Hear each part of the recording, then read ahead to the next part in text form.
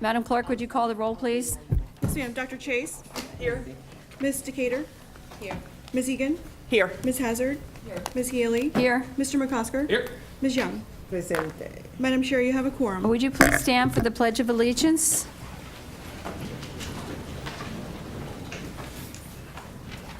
I pledge allegiance to the flag of the United States of America and to the republic for which it stands, one nation, under God, indivisible, with liberty and justice for all.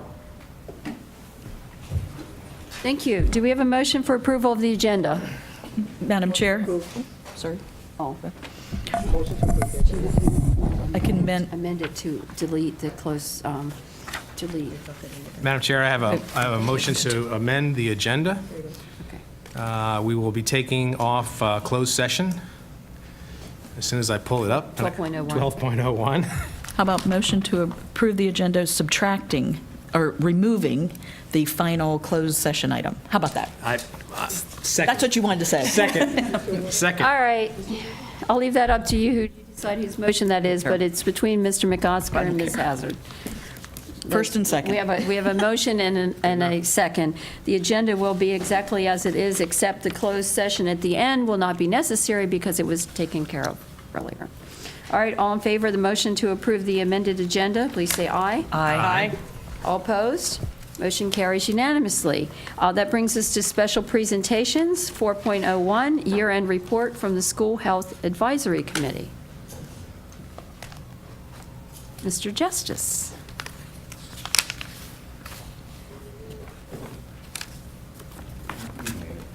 A second here.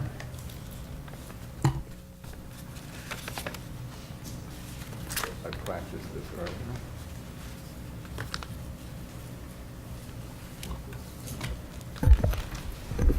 Thank you. Good evening, Madam Chair, members of the board, Ms. Kayla, our acting superintendent.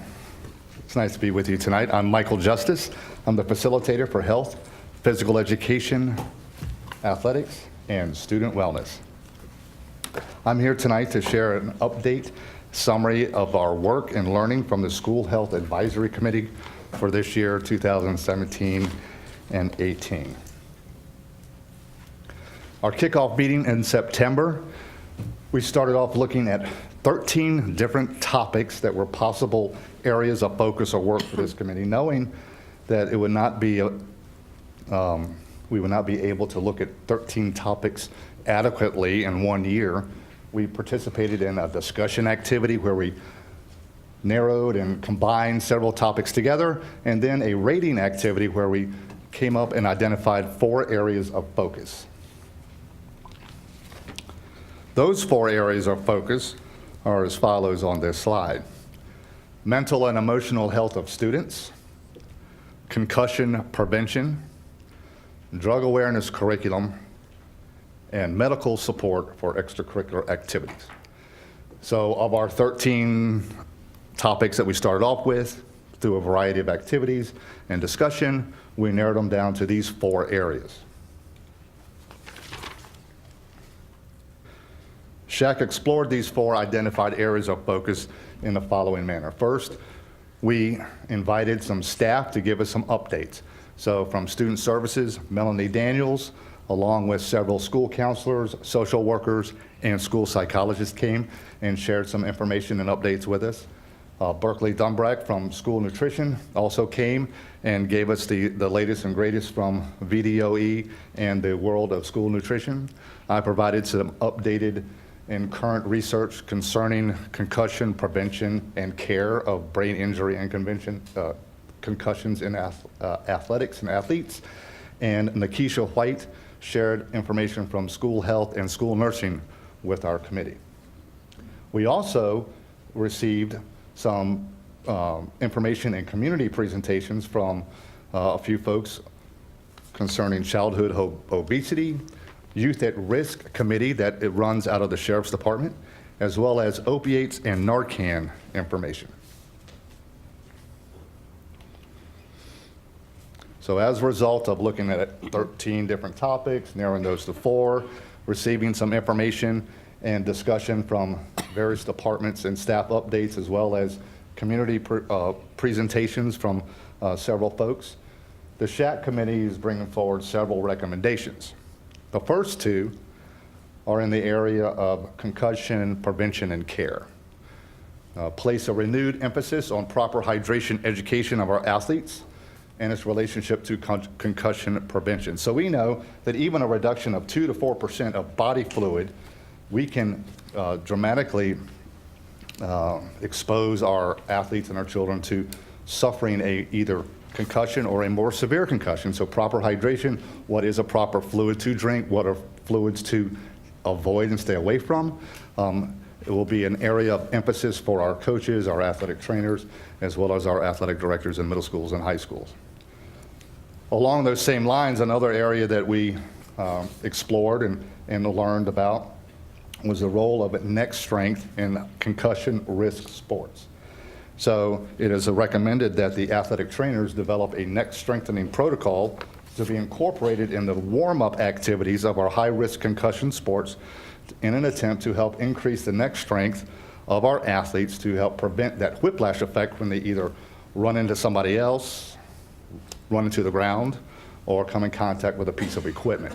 So those two areas we plan to incorporate in an attempt to see if we can further make an impact on our number of concussions and the number of severe concussions that we are experiencing. In addition to those two recommendations, SHAC brings forward these recommendations that would require board support and approval. They are as follows. Increase the number of social workers and school psychologists to assist students in the need of mental health services. Provide funding to support suicide and depression prevention education, either in the form of resources or programs. Support the acquisition of Narcan for opiate emergencies that may occur on our grounds or in our buildings, whether it's a student, a staff member, or somebody who is attending something that may be an event that may be going on at that building. Provide funding to purchase an additional Mako OAE hearing screening and vision testing device for special needs students. We currently have one here in Stafford County. I saw a demo a couple weeks ago of this device, and it is an amazing piece of equipment for our special needs students who are nonverbal, who could not possibly maybe respond in an appropriate manner in terms of their vision or their hearing.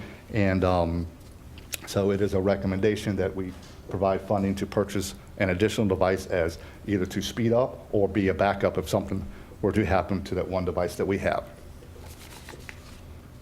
So as a result of our work on 13 initial topics, narrowing to 4, inviting staff for updates and including community members into our meetings, those are the recommendations that the School Health Advisory Committee brings to the board at the conclusion of this 17-18 year. Thank you. Thank you, Mr. Justice. Does anyone have any questions? Ms. Egan? Thank you, Mr. Justice. Yes, ma'am. Just a real quick question.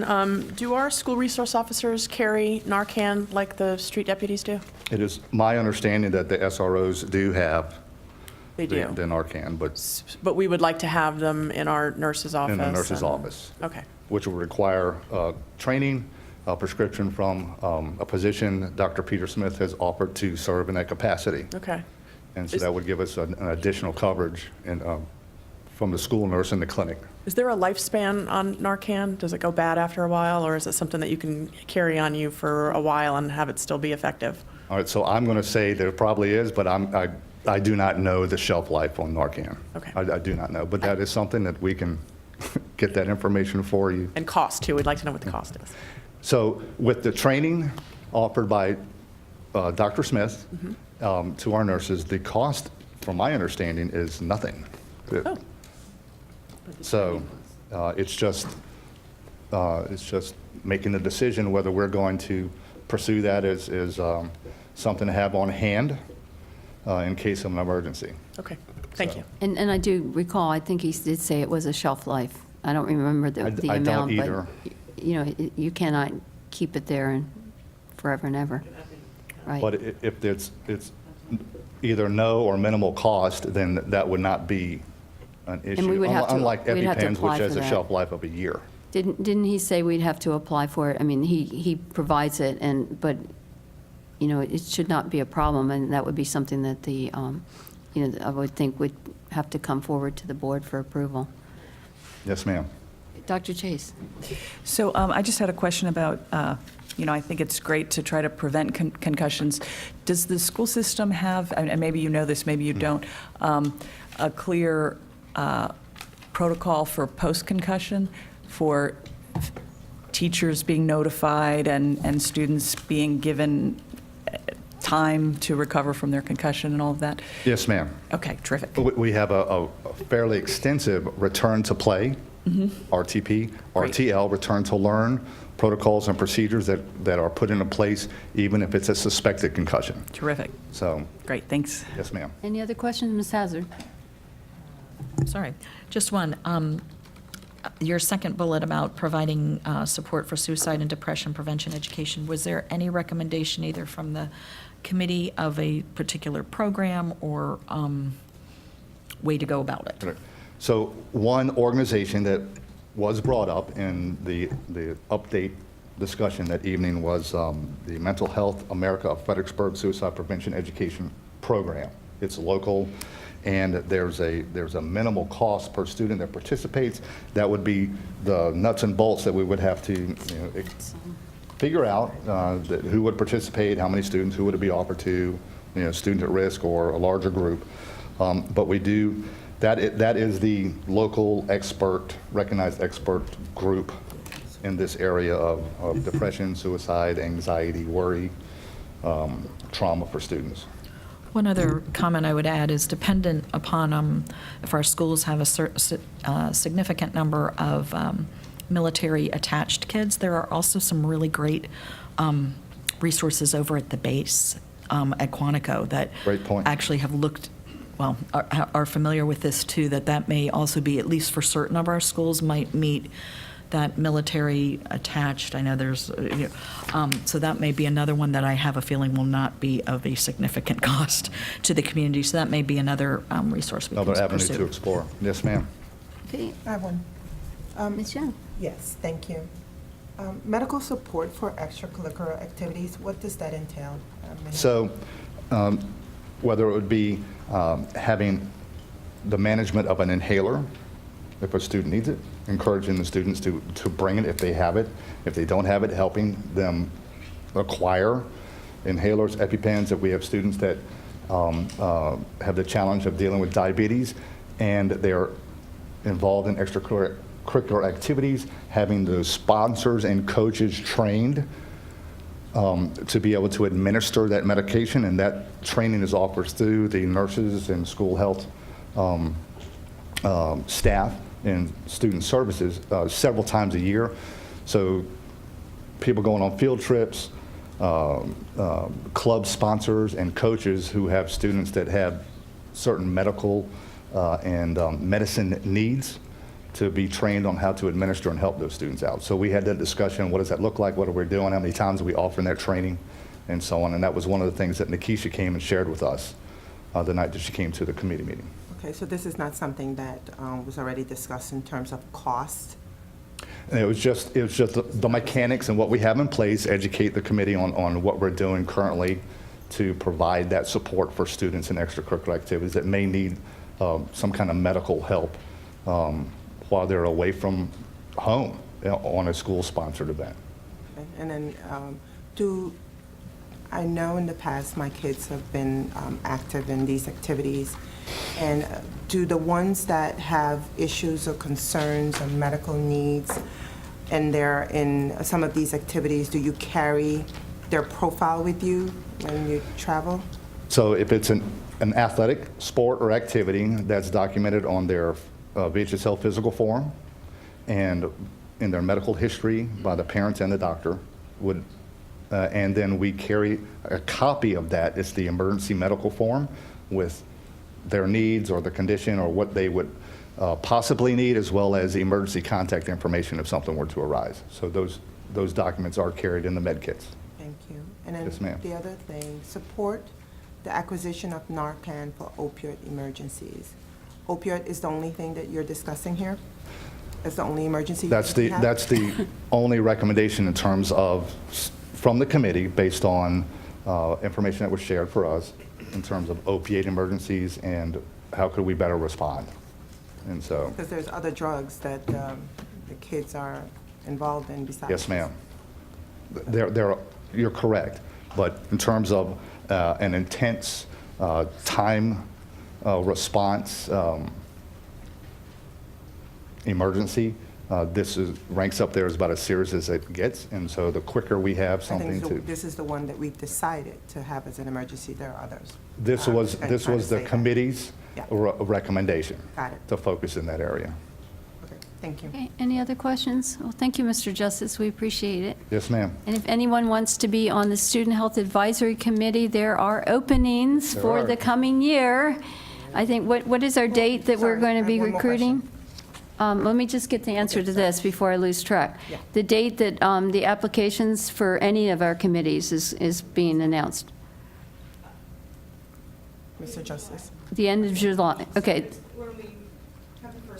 All right, so you've got all of next month to get those applications in, not just the Student Health Advisory Committee, but any of the advisory committees. We're trying to get the applications in a little earlier so we can be more organized that first week, 1st of September, when the committees start meeting. So, thank you, Mr. Justice. Just one question. I Follow just up? want to know how many students we had in these activities. I didn't see a number. I was just. How many students that participate in our extracurricular activities? All right, so later on in the agenda, when you get to the VHSL membership application, the 5 attachments give the exact number Right. of student participants in those various activities, and it ranges from 650 at the high school level to close to 900 in the high schools, and we're looking at 250 to 300 students per middle school, and it fluctuates, that are participating in the athletic activities.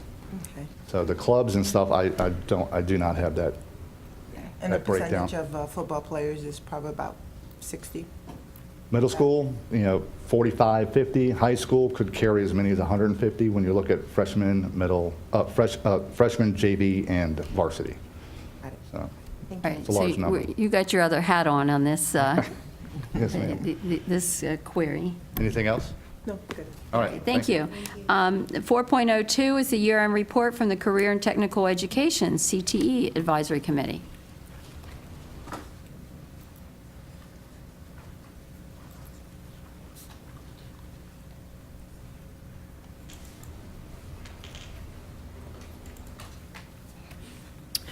Good evening, Madam Chairman, school board members, and Mrs. Kale. Thank you for the opportunity tonight to present our Career and Technical Education Advisory Committee report. I would like to introduce Mr. Walter Hom, our advisory chairman, who will make the presentation. Thank you, Donna.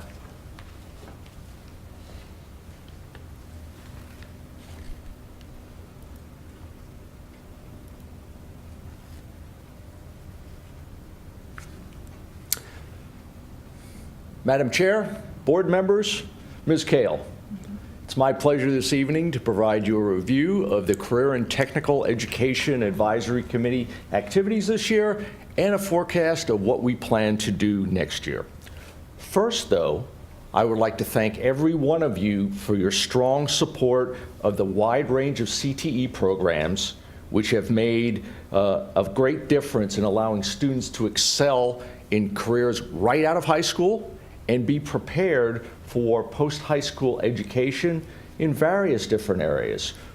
Technical schools, 2-year programs, and traditional 4-year programs. There are various things I'd like to cover on this CTE today and tomorrow, but I'm going to concentrate on the 3rd and 4th bullet, what's different about CTE today and why CTE. What's different encapsulated is that there are many, many more opportunities, and the CTE programs prepare students much better than in previous years. Now, I don't know that any of you are quite as long out of high school as I am, but I remember VOTEC very well, and CTE is nothing like it. And you've seen me emphasize this several times. This is not your father's VOTEC. In moving on to why CTE, let me give you a couple of statistics to reinforce what I have in that paragraph. 1, math, reading, and readiness for college. 37% of high school seniors are ready for college math and reading. 80% of CTE students in a college prep course are ready for CTE programs. Now, I have to qualify this. Statistics come from an article by the Association for Supervision and Curriculum Development. I believe some of you are familiar with that, and I believe your staff is familiar with that also. Statistics are a year old, but I think that they're still good. A few other statistics: high school graduation rates. 93% on average CTE students graduate from high school. 81% of high school dropouts said that a relevant real-world learning program would have kept them in school. And lastly, jobs availability without a bachelor's degree. 50% of STEM jobs in the U.S. today are open to workers with less than a bachelor's degree. However, 30% of those jobs require some additional college or a 2-year associate's degree. Now, I'd like to focus a bit on one of the points in the last bullet, in particular, the career exploration and decision making, because I think that's very important relative to CTE. How many of you, when you were sophomores in high school, knew what your career path was going to be? I certainly didn't. How many of you have children or know people who have children who change career paths several times after high school and maybe, shall I say, wasted money and career progression time? We think CTE allows students to explore many different career areas, or at least a few different career areas, with much less risk, much less resource expense than they would later on. It doesn't provide a crystal ball, but it sure is a fairly good enabler. So what makes CTE programs successful? Most of all, I believe, is communication. And I'll say this from my point of view and from talking to many teachers in Stafford County, communication with parents really makes a big difference. Communication with everybody's good, but parents make a big difference. Integration of education programs. I think Stafford County is doing a great job and is improving on that. That's really one of the shining lights of CTE in Stafford County. And then business and industry participation, something that requires some work, and it is business participation is a hallmark of all successful CTE programs throughout the Commonwealth, but also within the U.S. Observations about CTE in Stafford County. I'm going to focus on bullets 3, 4, 5, and 6, since the others I've talked to already. Additional work opportunities are really necessary, and work opportunities for experience as compared to exposure. Exposure can be had in schools. Experience really requires an outside school program. We have some of those. Stafford County needs more. Additional teachers are needed to meet student demands. For next year, 204 students applied for the STAT programs, that is IT, biomedical, and engineering. 120 were accepted. That's about 55%. Granted, it's competitive programs. However, given that CTE programs are such an enabler for success, it would be very advantageous to expand the programs, understanding that that will take resources. Additional staffing for program management. And I promise your staff did not tell me to put this on the slide. It's my own observation that the requirements both state and other, have been growing steadily over the last few years, and your staff management or resources have not. You really need more help in that area. And of course, connections to business and industry.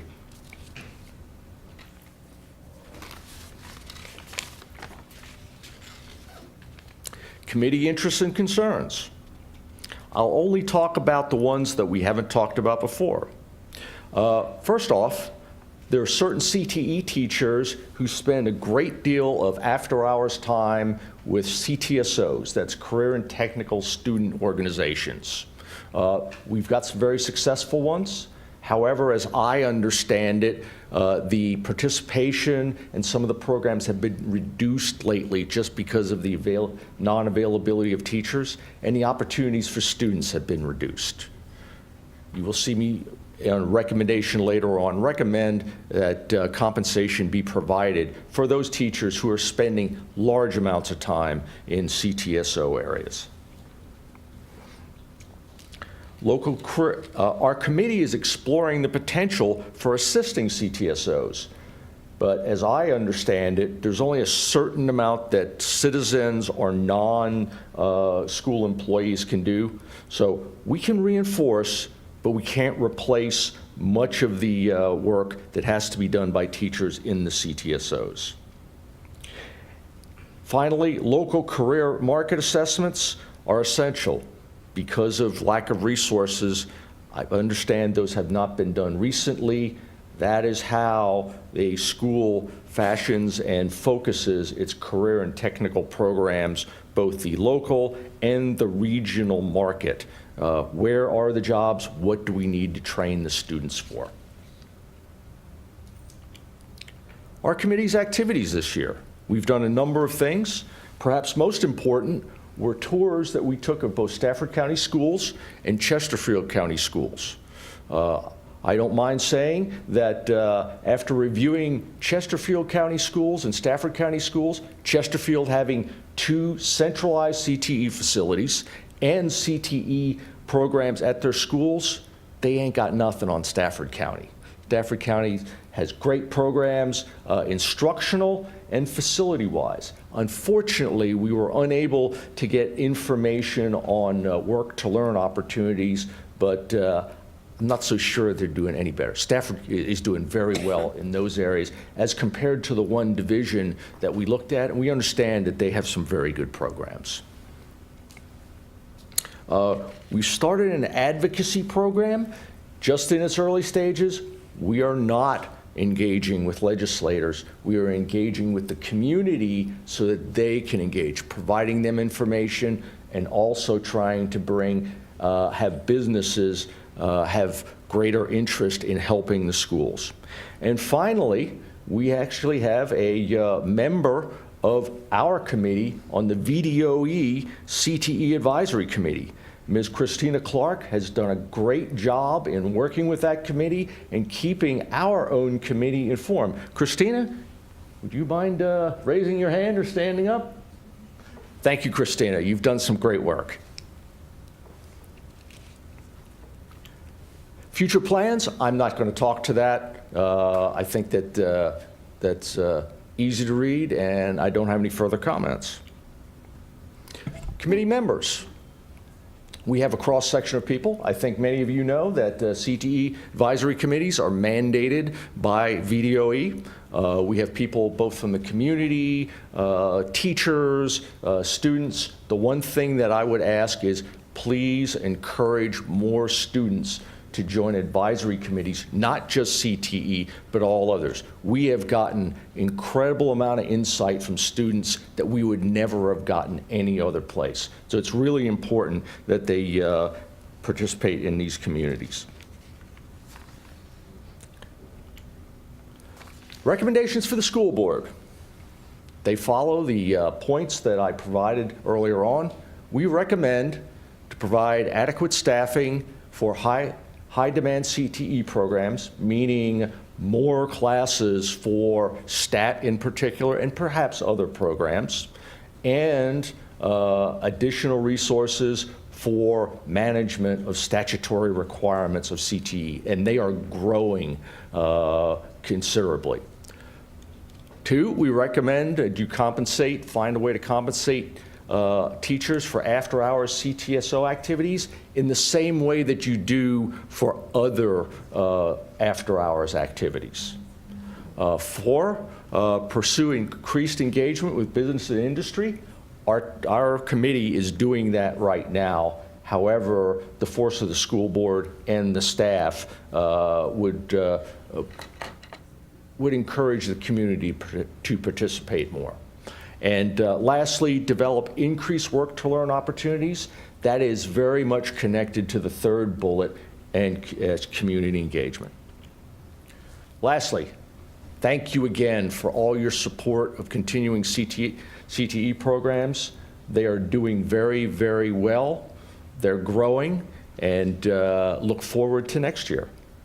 And I can take your questions if you would like. Any questions for Mr. Ham? Oh, go ahead. Ms. Young?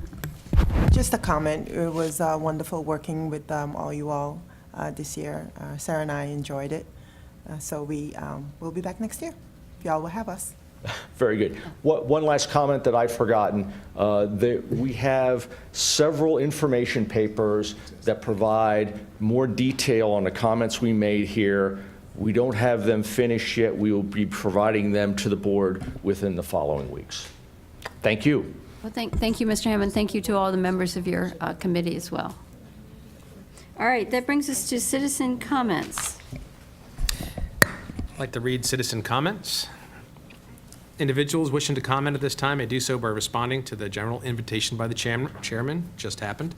Speakers shall identify themselves by name, address, and organizational affiliation. If the spokesperson represents an organization, speakers shall also announce the purpose, topic of their comments. 3 minutes shall be allotted to speakers. The chairman reserves the right to restrict the total citizen comment received at any particular meeting to a predetermined maximum number of minutes with the approval of the board. Citizen comment which is profane, abusive, or which threatens imminent physical harm shall be ruled out of order by the chairman. Although the board provides the opportunity for citizen comments, individuals desiring to register complaints against division employees or division programs, services, or activities may also utilize the procedures outlined in Stafford County Policy 1113, Public Complaints. Thank you. We have 6 people who've signed up. I'm going to call those names and have them come forward first. Please give us your name and address when you come forward. And then after these 6 speakers, anyone from the audience who wants to address the board is welcome to come up. If you have not already signed in, other than the 6 people, there is a sign-in sheet at the podium right as you leave the podium. We ask that you sign in that for the record. The first speaker is Adela Schumacher, the second is Matthew Sutton, and the third is Danielle Kushner.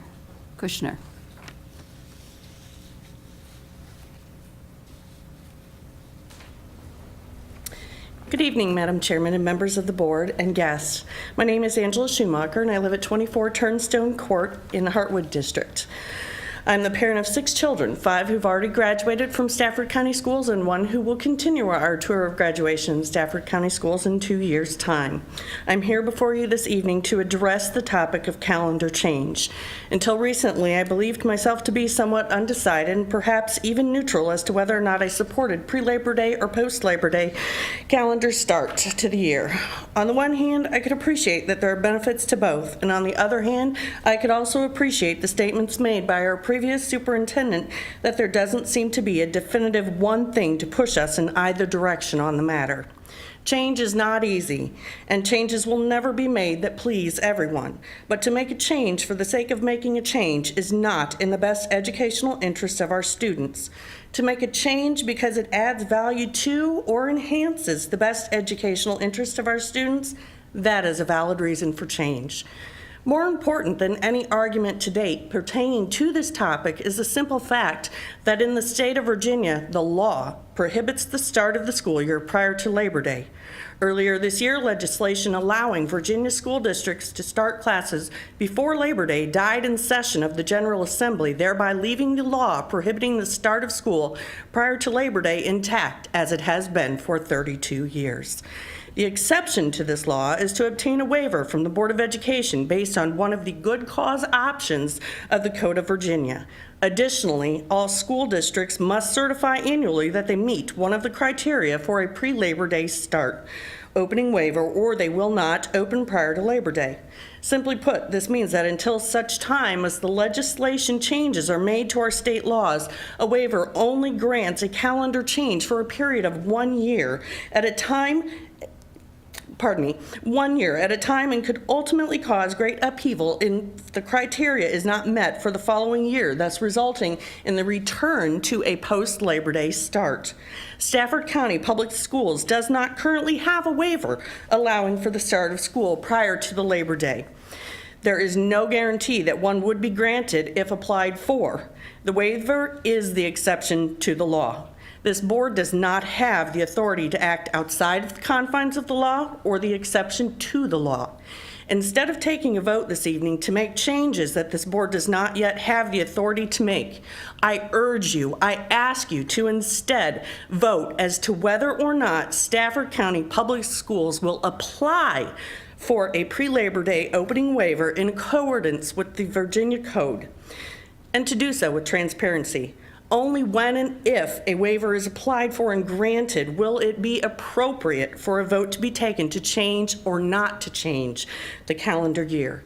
Until that time, Stafford County Public Schools have far more serious issues that need to be addressed. I thank you very much for your time. Thank you.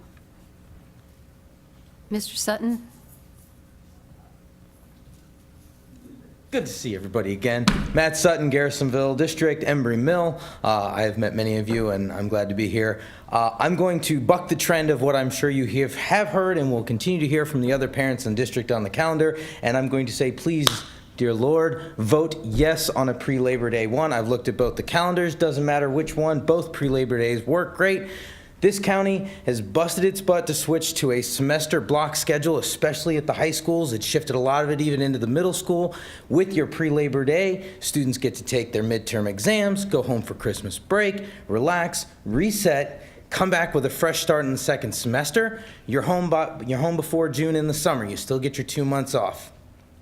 Upside to that too, 90% of all missed school days due to inclement weather, usually snow, although it's been a light couple of years, happen in January and February. When you miss school in January in the first semester and you make it up in the second semester, you're not really making anything up. You're just piling on the second side and not making up for what was missed. This will greatly address that issue that is common to us. We had a light couple of winters. We're going to have a bad one coming up. I've lived in this county long enough to see it come. So thank you for doing that.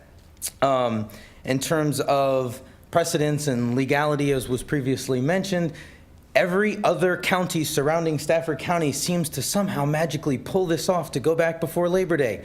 Stafford County can do it too. So please vote yes, move into the 21st century. We are not a bunch of farmers that have to follow that. We are also not beholden to King's Dominion and Busch Gardens. They don't dictate what works for our students. I've seen some complaints from others about how we don't have enough time to plan effectively for it, and there's other things that are more important. There's one thing teachers and school board and everybody can do is walk and chew gum at the same time. We can all update our calendars. We've got 1 year to go. And I'm saying this with a sacrifice. I have a big summer vacation planned for my kids. I'm planning on the Griswold family vacation to Grand Canyon next summer. You know what? I'm going to cancel it because I know my kids will go back earlier in August.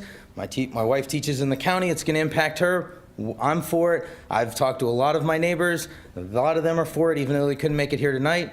And please vote yes on pre-Labor Day. Thank you. Thank you. After Ms. Kushner, Adela Bartholdi will speak. Hello, I'm Danielle Kushner. I'm in the Rock Hill District. I'm here today to say that I do not support starting school prior to Labor Day. Several different reasons, most of them you've already heard. as you continue to hear, because we seem to continue to bring this up every year. Statistics haven't proved that starting school early improves the test scores. I really don't see the point in adding more early release days. This just complicates things on so many different levels for parents, for teachers, for the bus schedules, and if you're already running them, why not just keep the kids there 2 more hours? I think that spring break should revolve around the Easter time frame. I don't like it just being pulled off to some obscure dates. And I'm also curious as to, I really didn't see a lot of this put out there for the parents to know about this. I was curious as to if this was put out on various websites or Peach Jar or anything to that aspect, to know that this is really being addressed and that you are going to be voting on this yet again. I think that's about all I have. I just wanted to put it out there that, you know, a lot of people do have their opinion on this, and I'm not sure if everybody has been given the proper amount of time to really know that this is out there. And I am not for prior Labor Day. That's all. Thank you. After Ms. Bartholdi, Christina Sussman. Good evening, Madam Chairman and School Board. Thank you for hearing me this evening. My name is Adela Bartholdi. I live at 10 Kingsley Court in Stafford, Virginia. I have an incoming kindergartner over at Winding Creek. And you know, when I originally heard about this for this, this year that is being addressed tonight, I really didn't think one way or another how I felt about it. I tried to liken it to changing jobs. If I'm happy in a job and I make a certain amount of money and I like the people I work with, would I leave a job for a similar job for similar pay with people that I don't know? The answer is no, and I think that most people would not. And I think that, as our first speaker so eloquently actually said, is you really don't change a status quo unless you're going to be changing it for something better that's going to be helping our students and our system. And let's go through it. Let's think about what it's going to be. Number one, academics. I think we've heard multiple times that there is not going to be any benefit to academics or changing test scores. Okay, so what about well-beings of students? All right, I don't think sitting on a hot school bus, because we all know that most of them, or at least some of them, are not air conditioned, in the middle of summer is going to be beneficial to the school bus drivers or the students sitting on them. Some kids, I mean, my child will be very lucky. She lives, I mean, if there were sidewalks on Courthouse Road, she'd be able to walk to school. But most kids, they have to get up very early in the morning and they have to ride a school bus for an hour and a half. The school bus driver's got to be on there all day, right? So you're going to what, put them on a school bus and with no air conditioning? Because that's not really great for the well-being of our students or our staff and our school bus drivers. What about playtime outside? I know that in the preschool, my daughter's preschool, if it's too hot, they don't get to play outside. That's a very important part of a school day. That's why you have it, for interaction, social time. So we're not going to have that in the middle of hot summer. Economics, I say no, because you know you're probably going to have to buy new school buses, and we all know those are at least $100,000. So, because we're not going to do that, right? We're not going to put our kids and people at jeopardy who might also have conditions that can't be in hot weather. So you have that. You have advertising, notices, everything else that goes with changing a complete system to something different that, by the way, works. So what's that leave? That leaves personal reasons. Now, I've heard lots of personal reasons, and frankly, they're all valid. I mean, everybody has personal reasons to want to do this, you know, and some people do believe that there is going to be a benefit to children who are in AP, who are in IB, who are in special classes. Well, even if that's true, hypothetically, even if that's true, last year the total amount of students was 29,113, and there was only 3,389 students in advanced classes. So if you take, and I guess I'm out of time. Thank you very much. Seconds to wrap up. Oh, I appreciate that. So even if you take that as truth, you know, I really think that we need to benefit all students, and where can we do that? Is hiring more teachers and paying them more money, instead of talking about changing something that doesn't really outwardly benefit anybody. Thank you very much. Thank you, Ms. Bartholdi. Christina Sussman, followed by Dan Crawford, and Mr. Crawford is the last person to sign up, so anyone can follow him. Hello, everyone. My name is Christine Sussman. I'm I live in the Rock Hill district, and I have a high schooler and an 8th grader. I was here last year to discuss the calendar, and I wasn't for it last year, and I'm here again this time to say that I am not for it again. I just do not find any instructional benefit to an earlier start date. Every year we discuss this, and because other districts are doing it, doesn't necessarily mean that Stafford has to jump on the bandwagon and do it as well, and that this current schedule works for Stafford. I don't necessarily think it needs to be changed just for the sake of changing it. It does not seem right to change the schedule specifically for a very small population of the student body, which would be the AP, the IP students, to change everyone else's schedule to assist those students. Also, not certain that it would add additional instructional time due to the extra half days that are added to the schedule. I'm not also 100% certain that it would lower the amount of days after the SOLs in which no instruction nothing is being taught, and it's just kind of free time where the kids are sitting around watching their movies. I do think that's still going to be worked into the calendar, and I don't think that's going to cut it out either. I just think Stafford has other issues that it needs to focus on, and this perhaps is not one of them. So, thank you. Thank you. Mr. Crawford.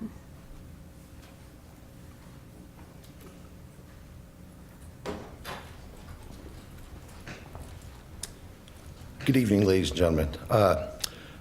My name is Dan Crawford. I live at 23 Wells Road in Stafford, Virginia. My wife and I are both residents of this county, homeowners, and teachers in the county, and I'm here to ask you to please approve a pre-Labor Day start because I do believe that it would help our students. As a teacher especially, I can say that, because when they leave towards the end of the first semester to go on Christmas break for a week or sometimes 2, and according to school board policy, we're not allowed to assign them work over that break. They don't, and even if we did, they probably wouldn't do it. When they come back, we have sometimes a week or less to prepare them for their SOL tests. And that's a lot of that is what we're judged on as a school, is how well we do in our SOL tests. And that really does harm the kids. And doing it before, like one of the previous speakers says, finishing the semester, having a nice clean break and coming back for a new one would be better. Plus, we do get a lot of, when we come back and we have that week or sometimes a week and a half to prepare them for the tests, is when we get most of the snow days in January. And then, so testing gets shoved back further and further, and that does not help the students in any way, shape, or form. So once again, as a teacher, we would like that pre-Labor Day start because we think it would help our students, because I do believe the post-Labor Day start does harm them. And thank you. Thank you, Mr. Crawford. Is there anyone else who would like to address the board? Please come forward at this time. And if you could give us your name and address. I think the speakers coming forward know the drill, but for the record, I'll say, please give us your name and address, and when you finish, sign You in. can probably tell me my name and address. I've spoken many times on this over the years, and I really didn't actually prepare a speech because you've heard everything I have to say. So I just had one additional thought, and it's an overall picture rather than specifically worrying about SOL scores and as if that's the most important thing in our children's lives, which, let me tell you, it is not. One of the reasons why we moved to Stafford, Virginia is because when we came here, originally in 1990, and then again in 2005, Stafford is a refuge. And it's a refuge from Northern Virginia, and we're hanging on to that title with a vengeance. We're a refuge from, for the most part, traffic, crime, the hustle and bustle, politics, and yeah, we have a little bit of that in Stafford County as well, but a lot less than the neighboring counties, and especially the counties to the north. And I don't know about you, but when you are driving south on 95 and you see that Marine Corps Museum, you know you're getting close. And it's almost like when I cross from the counties north and into Stafford County, it's like my blood pressure goes down 10 points. We are a refuge, and we want to stay that way. So when people say, everybody else around us is doing it, everybody else around us has a pre-Labor Day start. My idea is, I don't care. We are a refuge. We are our own county. We are still a slower-paced county. We want to be a slower-paced rural county. That's who we are. And it doesn't matter whether everybody else around us has this schedule or not. We are the refuge. We are a refuge in so many ways. One of the other things that I thought about as I was listening to one of the previous presentations, the Health Advisory Committee, I'd like to know what he thinks about our students on a school bus all the way through August.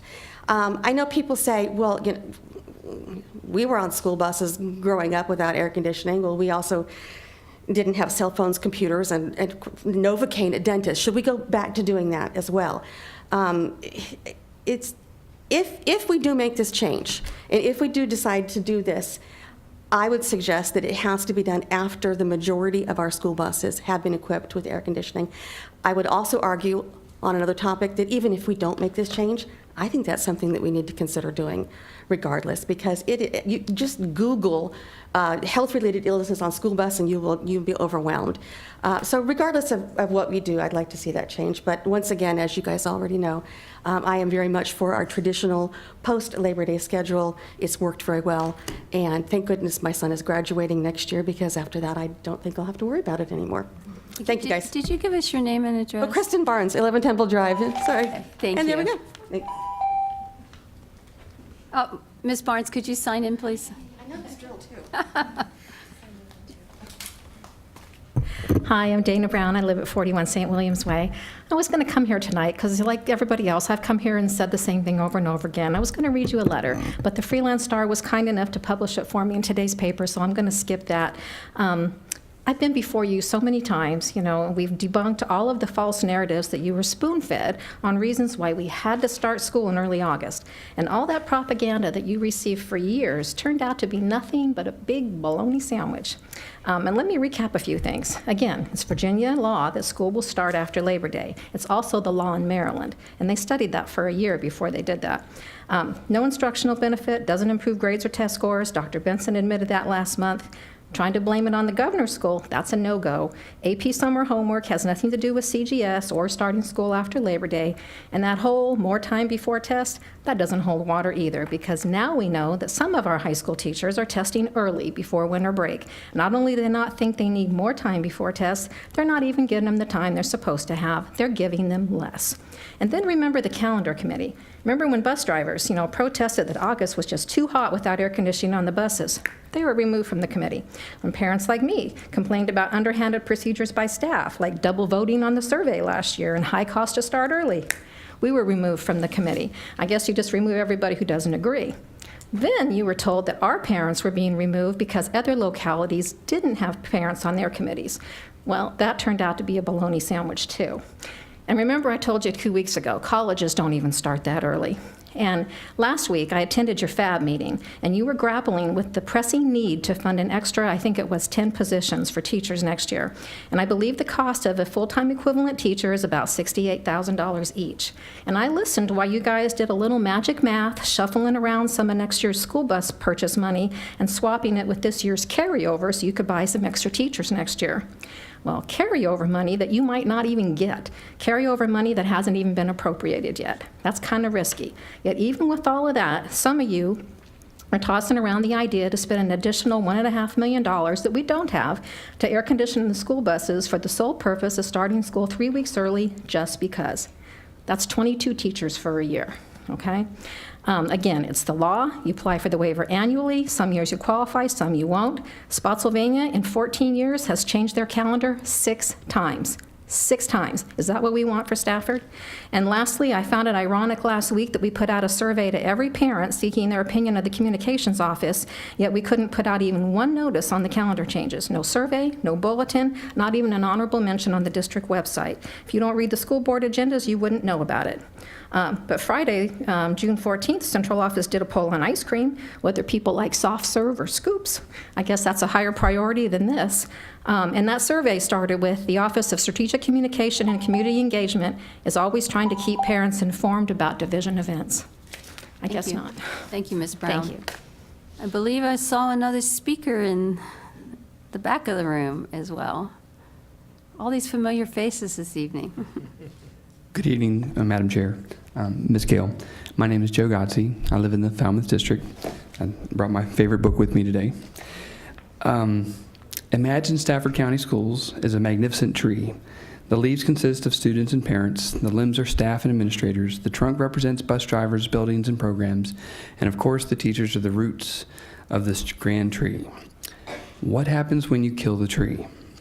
Adopting any calendar without careful consideration as to unforeseen consequences could prove costly. Or is that the hidden intent? How many teachers left the school division last year because of the step scale being eliminated? How many left this year because teachers may bear the burden of managing 504 plans?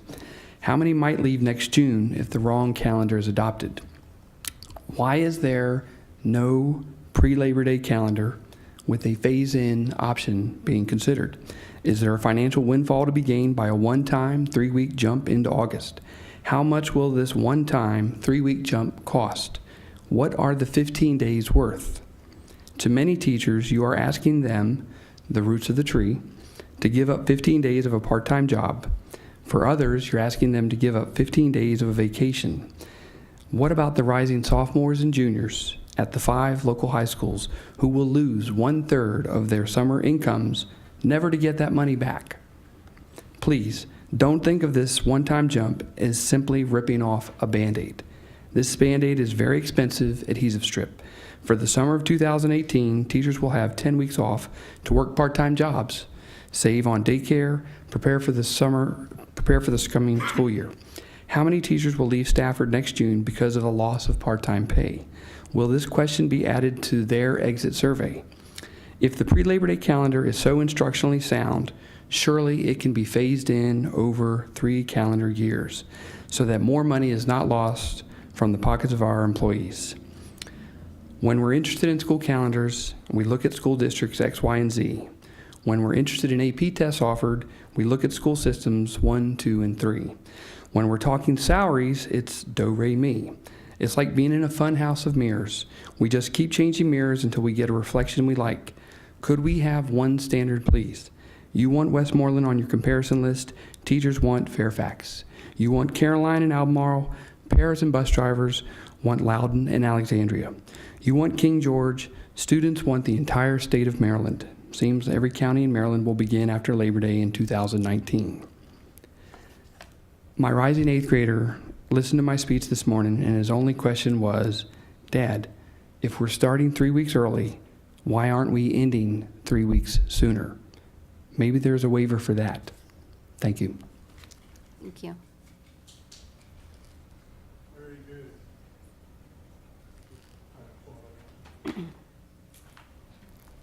Good job.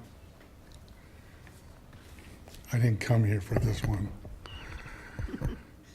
Hey, Paul Waldowski, 8 Pickett Lane. I'm the chairman of the 2013 Cicada Committee. Okay, we just finished kindergarten. 2030 is when they graduate from high school. I'm sure there'll only be 5 high schools in 2030 if I'm alive. Now, the main reason I came here is I was working with a couple of high schoolers in my neighborhood, and they gave me some student insights. And Mountain View has a sidewalk to nowhere. And those of you who know me, I am all about safety. When the student tells me he has to get to Mountain View by 6:50 a.m. because he's afraid to cross the street to walk to school, you have a problem. So I advise you to really look at the Mountain View aspect. And I brought it up before about the sign should be on the other side of Pickett Lane. There was $7.6 million spent on Mountain View, and surely we can get a sidewalk to nowhere fixed. The Board of Supervisors used $35,000 so you can stand in front of Hardee's. Now, I love all the orange on your chairs. I'm Oklahoma State. And I always support the Mountain View wrestlers because that's where the Wrestling Hall of Fame is. Let me also share with you, change is what's in my pocket. So learn the English language. So if you're doing change, you better know what you're changing because it's all about real change. We just had a president who talked about hope and change. Hello. Remember, businesses got the word in it. Insight's got in it. IBM's got in it. International Business Machines. That's who I would get one of your committees. Mine's the Cicada Technical Education, okay? I have 188 undergraduate hours. So I know all about VOTEC, and my father taught me how to build birdhouses. So now that I'm on Medicare, I'm a pretty good woodworker. Remember, I'm working on gerrymandering. That's my new aspect. We're going to get 4 districts, and we're going to save this county $24K every 4 years, and we'll be able to buy an air-conditioned school bus every 4 years. Thank you. Mr. Waldusky, would you please sign in? I guess not. You have that address, 8 Pickett Lane? Hold on, do you have 8 Pickett Lane? Yes. Okay, I just wanted to make sure. Okay. All right. Is there anyone else that would like to address the board? Seeing none, we'll close the public comment period. Back to the board. It brings us to board member committee reports. Is there any committee reports today? Yes. Okay. No, You can do legislative if you want, or you can do family. you guys are first. Okay. All right, we'll start with Ms. Hazard. At everybody's place, there is a list of those, the legislative committee initial reports. We know these have not been approved, but we had to get something, as we knew, to the county. I did attend their meeting with their lobbyist. They were very interested in the pre-K bullets in there. I mean, several of these are not changing, but that was one that we added.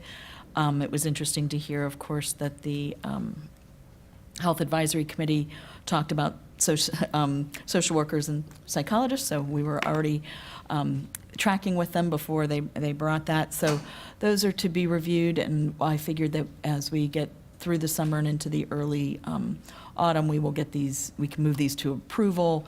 But anyway, those were the ones, and those were sent to everybody prior to them going over there. So it was just a report. Appreciate it. Thank you, Ms. Hazard. Ms. Decatur, did you have a report for us? I do. The Joint Schools Working Committee met last night. We got an update on policy changes for the joint CIP process as we requested last time. And they brought those, and our county administrator and staff brought back some revisions to include a calendar and a timeline for submissions, such as our priority list, which they requested being, closer to July rather than when did we vote on it this year, May? The following May.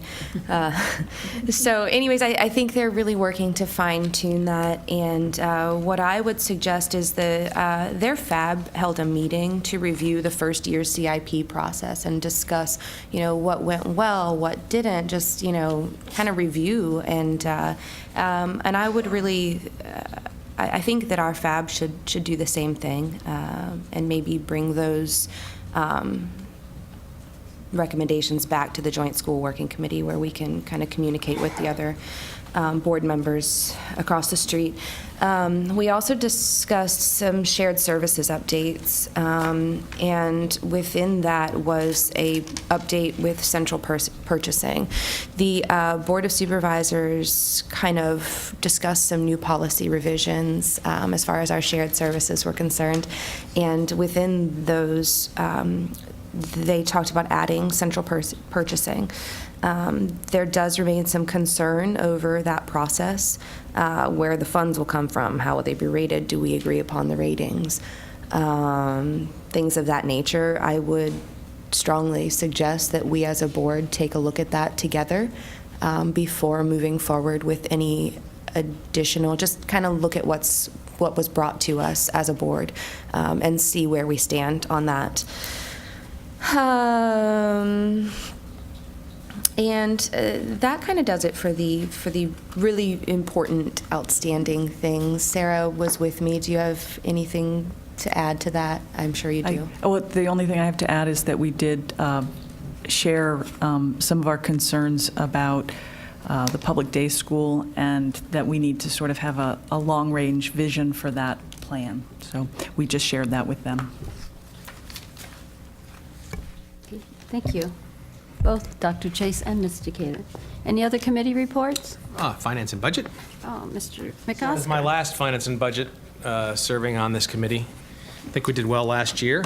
We hope we can do well this coming up year with trying to get as much money in the coffers. But let's talk about what we talked about. Teacher staffing projections. We heard a little bit of that tonight. We're asking, Mr. Fulmer came to us, our finance expert, and we initially had 20 growth positions in the budget this year, but we reduced it down to 13 to shift money to other areas to try to kind of get a gauge on what and where we're going to have student population surges. But the HR folks have already told us that those 13 have already been used, 6 at the elementary school level and 5.5 at the high school level, and 1.5 at the middle school level.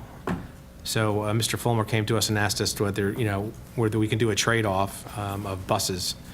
And it's a very detailed process, but the long story short, and you'll see it in the information items later tonight about how we're going to kind of free up a little bit of the money by buying buses now, as opposed to the end of the year, and then try to buy down some full-time equivalents to cover some teaching positions that we see that we may need. We talked a little bit about shared services as well, the central purchasing administrator. Mr. Fulmer did have a copy of the vacancy announcement, and this came from the Joint Working Schools Committee, Ms. Decatur and Ms. Egan, for us to talk about it. Mr. Fulmer did say that it was something that we've been talking about for a while, and so we hope to get more information on that. Ms. Young actually requested a desk audit be conducted in about 6 months after the position has been filled, and so she wants to ensure that the position description match the actual duties of the job. And then we had concerns about the MOA, the memorandum of agreement or memorandum of saying who does that person work for and all that. So we had a little discussion on that. Execu-time clocks. So this is the old punch clock on steroids. So it's actually a computer. But at first, when this came down, I said, are we having our employees punch into meetings? To punch into school, like, chink, chink. And I guess the answer is yes, and they do it either on their computer in the classroom or they do it in various different ways. But these execu-time clocks, we do have money on a budget to get these execu-time clocks purchased. And I think what we're going to find, and I asked Mr. Fulmer, so, how are these going to help? Well, it's going to help track time of employees, but I'll tell you, for the most part, he said it's going to make sure that we're paying folks for overtime in the correct amounts, because that is, by law, what we must do, right? So I think it's going to be an HR nightmare in the school, right? But the long story short is, if we have employees working past their time on the punch clock, on the execu time clock, well, we're going to need to pay them, and I think that's a good thing. So that's just me. So we're taking care of that. We had discussions about security enhancements for the $500,000 for FY19, and we're still going through our schools, school by school, to make sure that we know exactly what we have in the schools for security and what we don't have and what we need. So our experts are figuring that out, and the board is working diligently with not only the Sheriff's Department, but the school staff and our security experts here. So more to follow on that. We've got a quick year-end update on our FY18. We always have money, a little bit of money left over. And so we'll talk a little bit about that For the most part, that will be put into our CIP project list that's already in our board docs tonight and for your review, and we can work on our infrastructure projects. We got a state budget update, where we're at with the state budget. We may receive a little bit more money from the state, we're not sure. So we're hoping that is the case.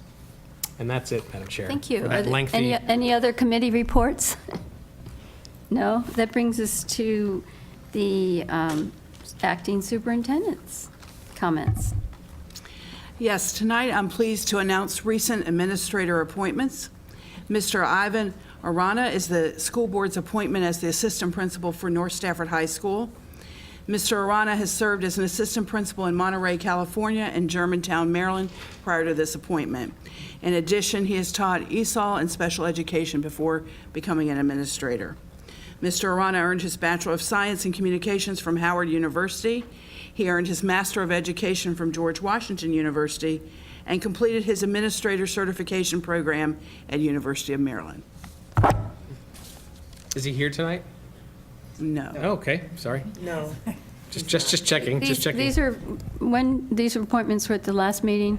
We didn't. correct. We had our farewell at the last meeting, so we didn't I was able to get all the announcements in.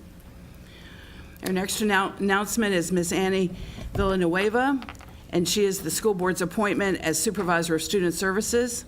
Ms. Villanueva was a special education department chair at a high school in Prince William County prior to her appointment. She has experience teaching students with autism and specific learning disabilities. Ms. Villanueva earned her Bachelor of Arts in Elementary Education from Virginia Commonwealth University. She earned a master's degree in special education from Liberty University and a master's degree in education leadership from American College of Education in Indianapolis, Indiana. In addition, Mr. Michael Campisi is the school board's appointment as Supervisor of Technology. Mr. Campisi served as a wide area network engineer and system engineer for Stafford County Public Schools prior to this appointment. He also served as a cloud support engineer for Amazon Web Service. Mr. Campisi earned his Bachelor of Professional Studies in Information Assurance and Security from University of Mary Washington. In addition, has multiple certifications in his area. Additionally, I have several administrator moves to announce. Dr. Tammy Hanna, currently principal at Drew Middle School, will be principal at Gale Middle School. Ms. Robin Lloyd, currently principal at Gale Middle School, will be principal at Drew Middle School. Mr. Brian Raska, currently assistant principal at Stafford Elementary School, will be assistant principal at Anthony Burns Elementary School. In addition, as you know, our second annual Teaching Learning Summit is occurring this week, as you can tell by the orange shirts on your chair. And those, if you happen to attend, wear those on Thursday. There have been many positive comments about the event. In fact, one teacher today stated, "This is the way training should be." And he indicated he had been to a lot of training, but this is the way it should be. Another teacher said, "This summit is awesome.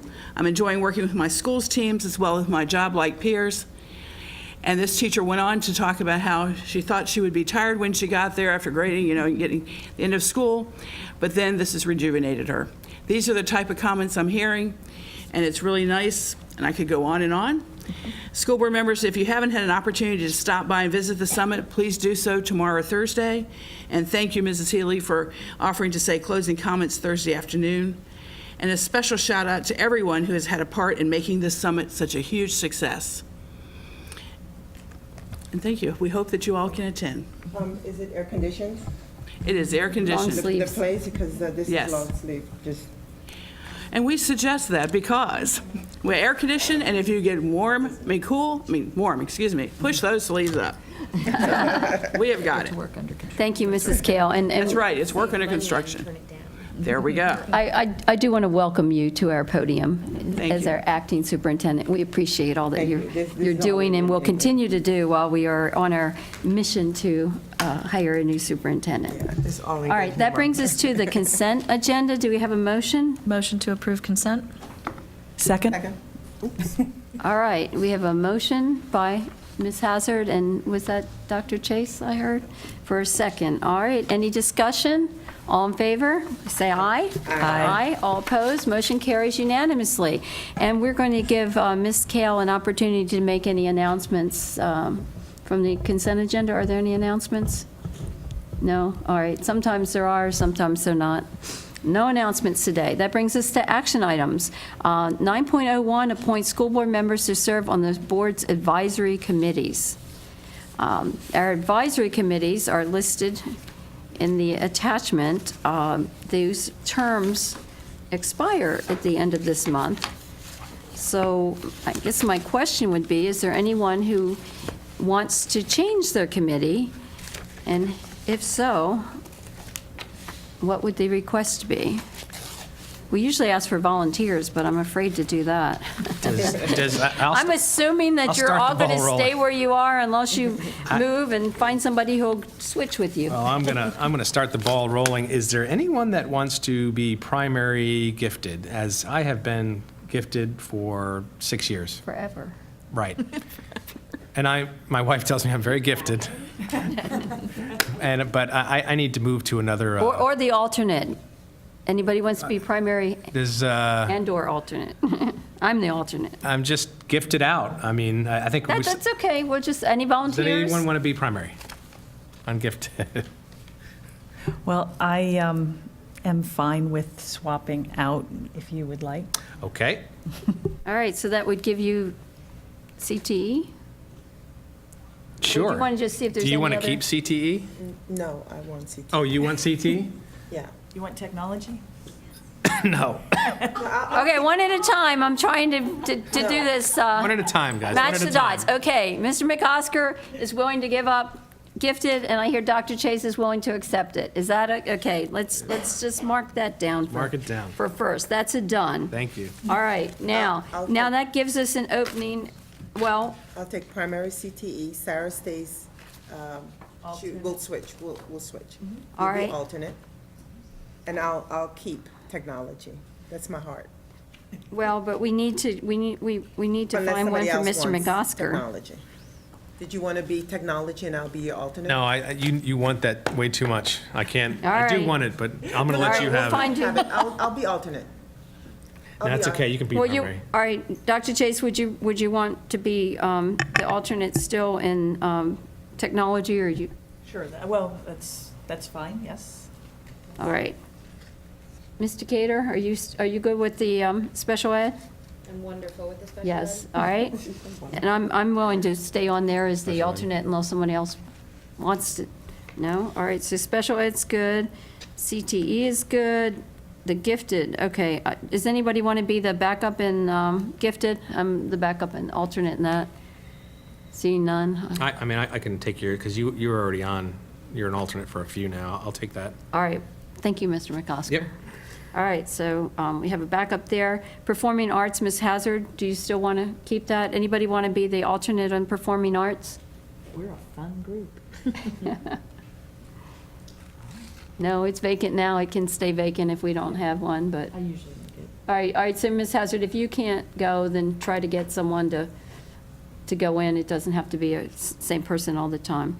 All right, so we'll leave that. The CIP, Capital Improvement Planning Advisory Committee, Ms. Egan, did you want to stay as the primary on that? Yeah, I believe that we're going to need to, where's Scott? Hi. We're going to need to have a conversation about what we're going to do with this. We need to see what the new process is, or the improvements to the CIP process. And if they're not adequate to this board, then we may reinstitute our CIP advisory committee to go back to business as usual. So we'll stand by and wait for an update on what's going to happen with the joint CIP, if we're going to go forward, or if we're going to go back to the way things were. All right, is there anyone, well, Mr. McOsker, do you want to stay as the alternate on that, or do you want to take another volunteer? I actually wanted to find, when does the fine arts meet again? It moves around. It tends to be Monday nights. Monday nights? You want to be that's open. I would rather switch me to the fine and performing arts. Okay, that's And- fine. And just leave, if Ms. Egan's got the primary for CIP. Is there anyone that wants to be an alternate for CIP? Yeah, I mean. I will if you need one. I don't care. Well, does anybody want to do it? No? I'll do it. Okay, all right. Thank you, Ms. Hazard. I'm hungry. All right, and then the School Health Advisory Committee, I enjoy that committee. We often have healthy snacks and good speakers and public people come in. Yes, so I'd love to stay on that if that's all right with the board. And Ms. Hazard is my alternate. Does If somebody would like that, anybody want to be an alternate? No? All right, then we'll leave that as it Was is. that school health? Yes, I'll be an alternate if that's okay. that's fine. that's all right, That's Ms. okay. Hazard? It's at 6 o'clock. Yeah, and we meet on Mondays as well. Yep, it's a good day. Yeah, so actually, we meet when the special ed meets that night as well. I see Mr. Cater coming back. We both go back and forth. All right, and the Technical Advisory Committee, Ms. Young and Dr. Chase were on that. That was going to stay. All right, so I'm just going to, let me just read this so we make it clear for, and if this is not what you agreed to, chime in.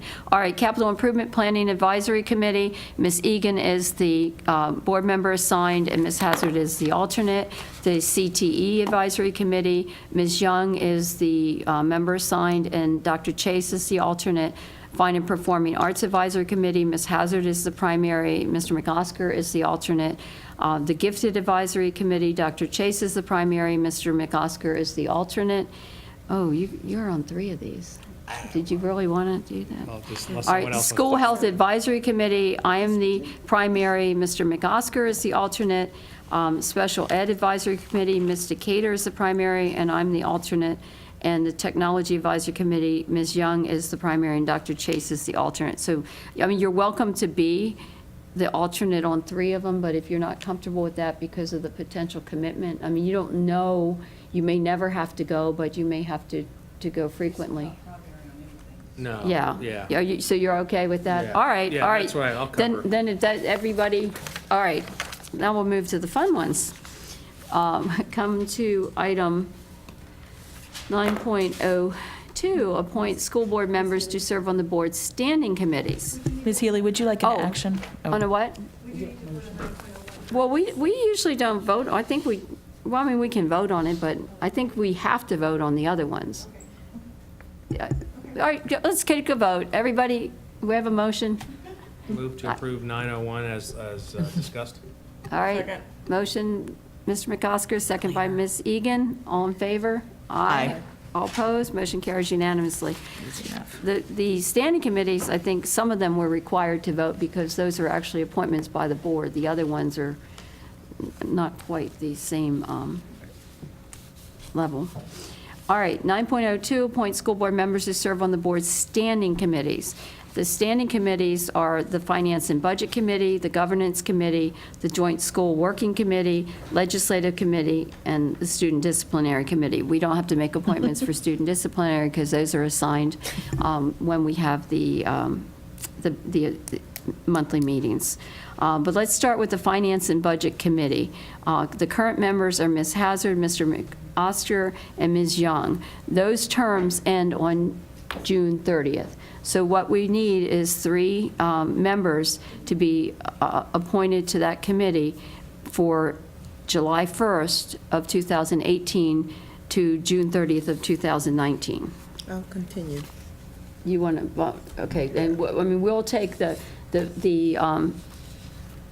volunteers, but then this has to be a vote of the board. So Ms. Young wants to continue? All right. And then the first thing I have to say is because I've been on this by bylaws for 24 months, I must be removed from the committee unless, I must be removed from the committee. Okay. I have interest in staying on the and Finance and Budget. All right, and Ms. Hazard, I just noticed, I hadn't seen this before. This shows that you were on for July 14 to June of 15, and then July 15 to June of 16, and then reappointed. So technically, you've already been on 24 months. as well. No, it has to be in the That's not same, correct? it has to be within the same 24-month period. Well, ironically, I was just reading it. That may be something we want to consider amending these, but this specifically says, well, it does say will. Did you notice that, Mr. Gator? You got it. That's awesome. Committee members will serve a term of 12 months, not to exceed 24 months or 2 terms. It doesn't say continuously. That's interesting. It also says that the board may provide a waiver if you want. Right. Term extensions will be approved by majority vote of the school board. So that can be, the board can vote to extend that, but I had not Because studied Mr. this McCosker and I before. have served many terms on this committee, and we thought it was back-to-back is how I think we interpreted it. That's what I thought too, until I actually had it in front of me and I read it this fine. evening. Yeah, I didn't So catch it. I anyway, didn't but catch the board can, you can serve if the board, approves an extension. All right, so we have, Ms. Hazard is interested, Ms. Young is interested. And I'm interested. Dr. Chase is interested. Is there anyone else? Mr. Cater? Yes.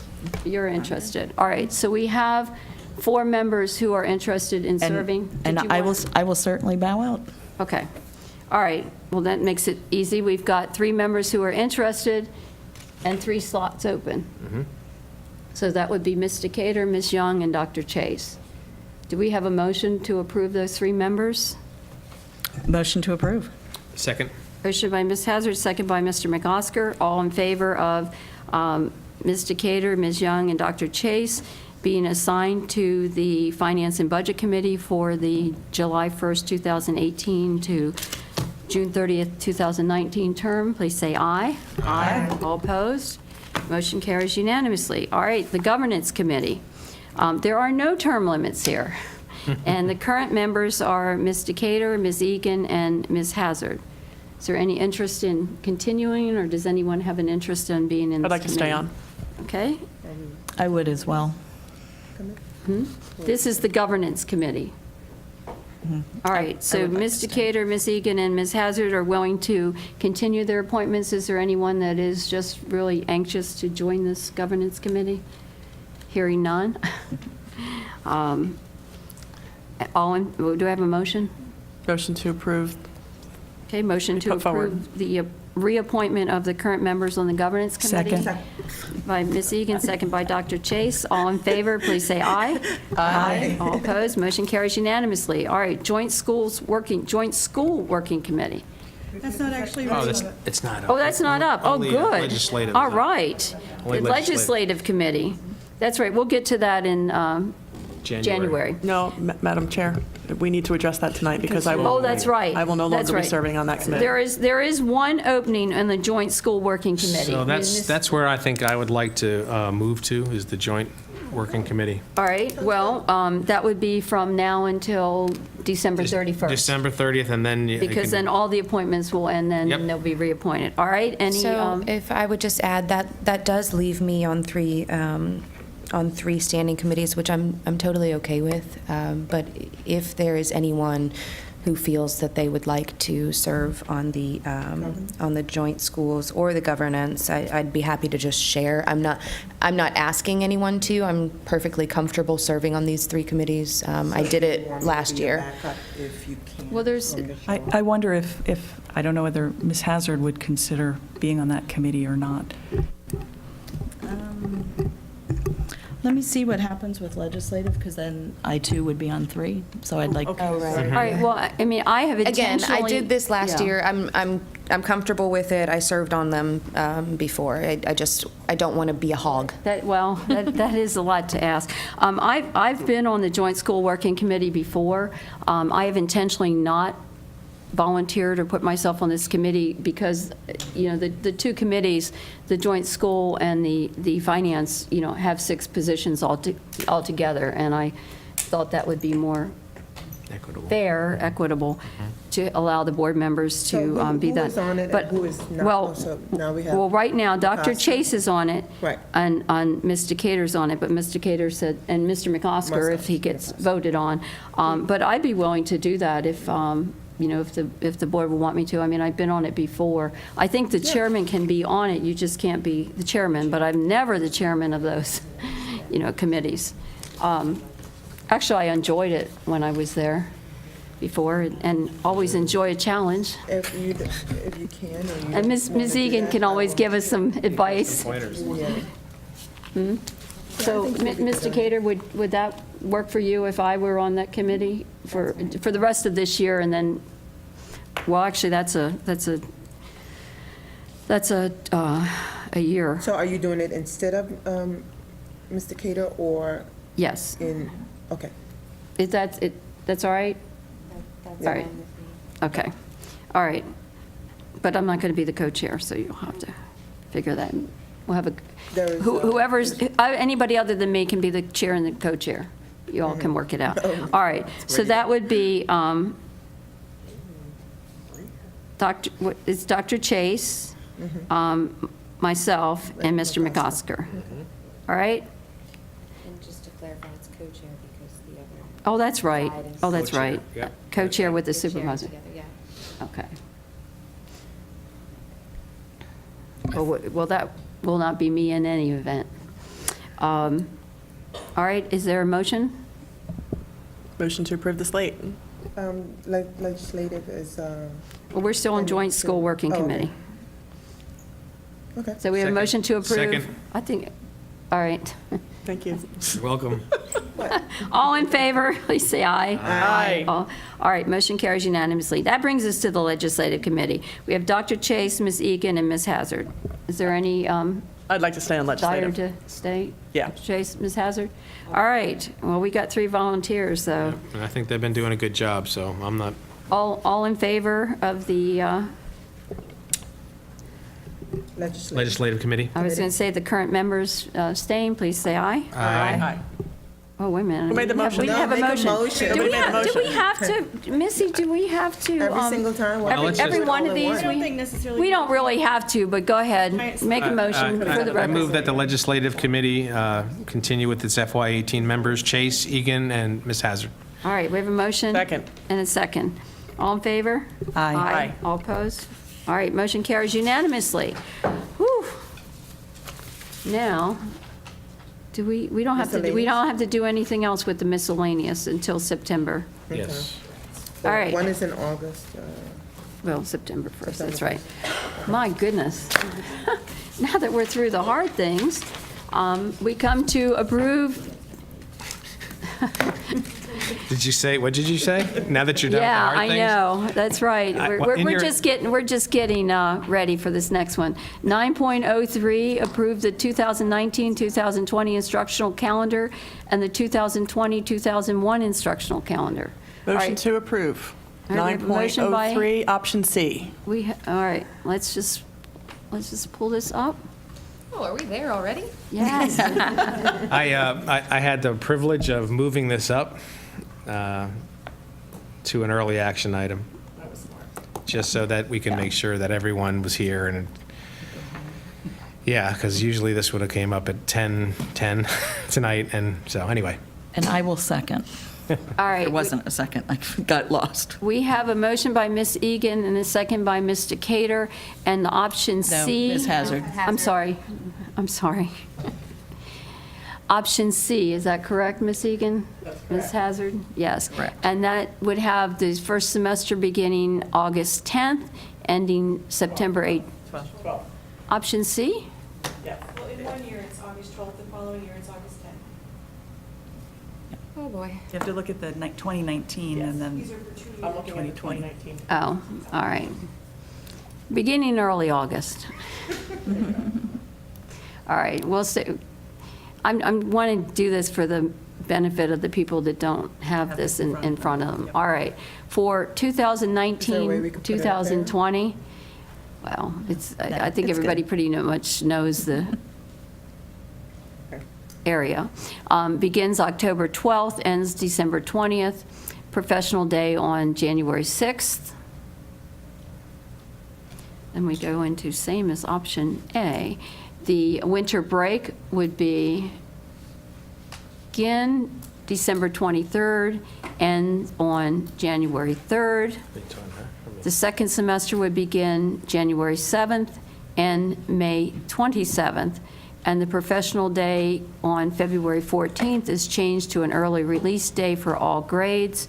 The spring break would begin March 16th and March 20th. And the last day of school would be, oh, that doesn't, 5/27. That, okay.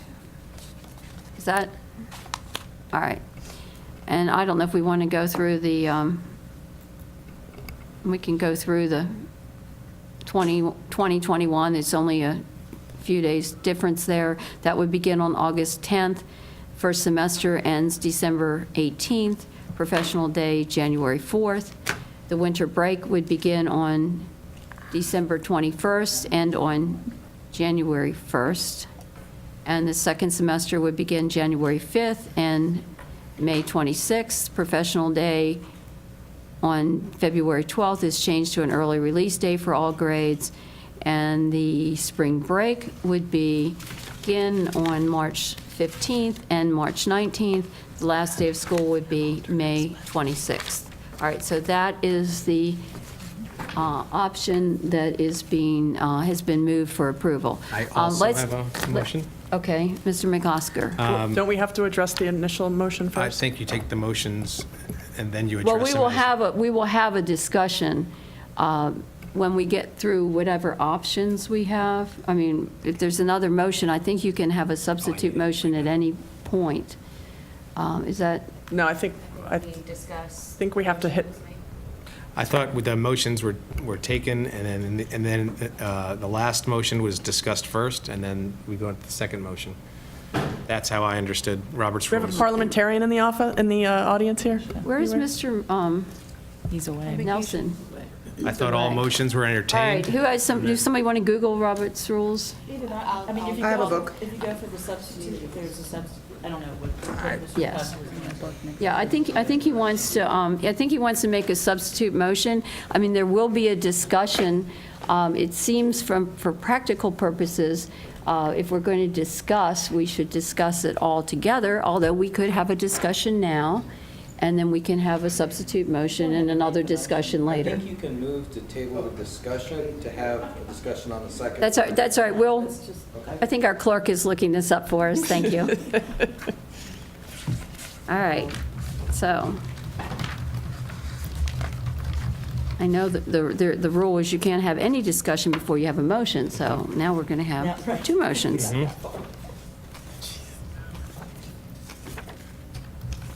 All right.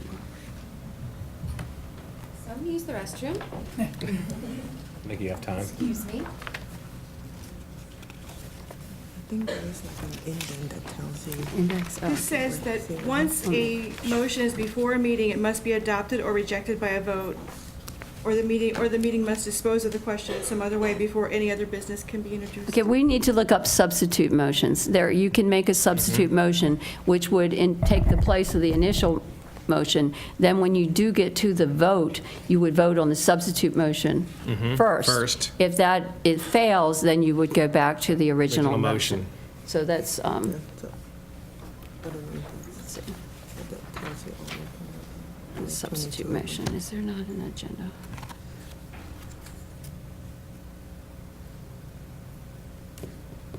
I don't understand what perfecting the main motion is. The substitute motion is changing. Look up Robert's Rules of Order. Yeah, but I think we have to, Substitute I think motion. it has to be either, it's voted up or down, I think, before the,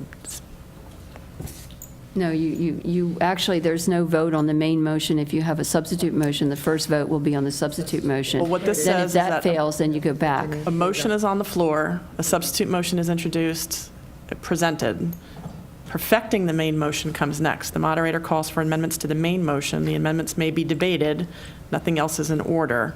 Once the amendment process is over for the main motion, the moderator declares the motion perfected, which is equivalent to closing debate on the main motion. Then you have to perfect the substitute motion. And then the question before the body comes up. The moderator puts the question before the body, shall the substitute motion become the main motion? So then I guess we have to vote on making his substitute motion the main motion. So it would have, But he has to make it before we can do that. Like other amendments. Right. I mean, you You can't vote on it until it's... Right, well, yeah, that's what the main motion's on the floor, the substitute motion is presented, which was his motion. Then whatever perfecting the main motion is what we have to do next. Daryl's not allowed to take vacation anymore. And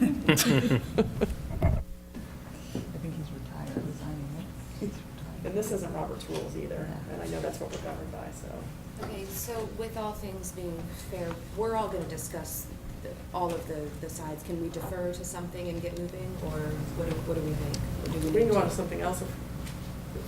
Well, do we have somebody, I mean, I can look this up, but I'm going to have to take a break so I can do the research. Your vice chair can run the meeting now. Well, I want to be participating in the meeting. I don't want to just... Why don't we take a recess of a few minutes?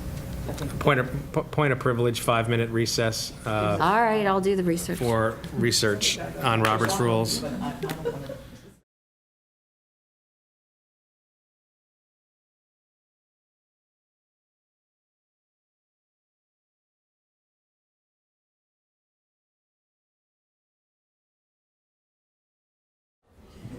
Five minutes. All right, we are back in business. And the consensus is that we will follow the procedure that we initially discussed, which is we are going to allow the substitute motion, and we will have a discussion on both the motions on the floor. The rules, as we've just reviewed them, actually provide for 2 substitute motions. So at this point, we're going to allow Mr. McOsker to give his substitute motion. If there's anyone that wants to make a second substitute motion, it would have to be different from the original and the substitute. Then they can. Now, there's only 3 choices, so maximum 4. Oh, yeah, 4, whatever. Mr. McOsker, why don't you give us your substitute motion? Yes, I'd like to propose a substitute motion for a post-Labor Day start. Has no option number, it's just a post-Labor Day start calendar for both 2019 and 2020 and 2020-21. All right, so we have a substitute motion for a post-Labor Day start for the 2 years that are under discussion. Is there a second to that motion?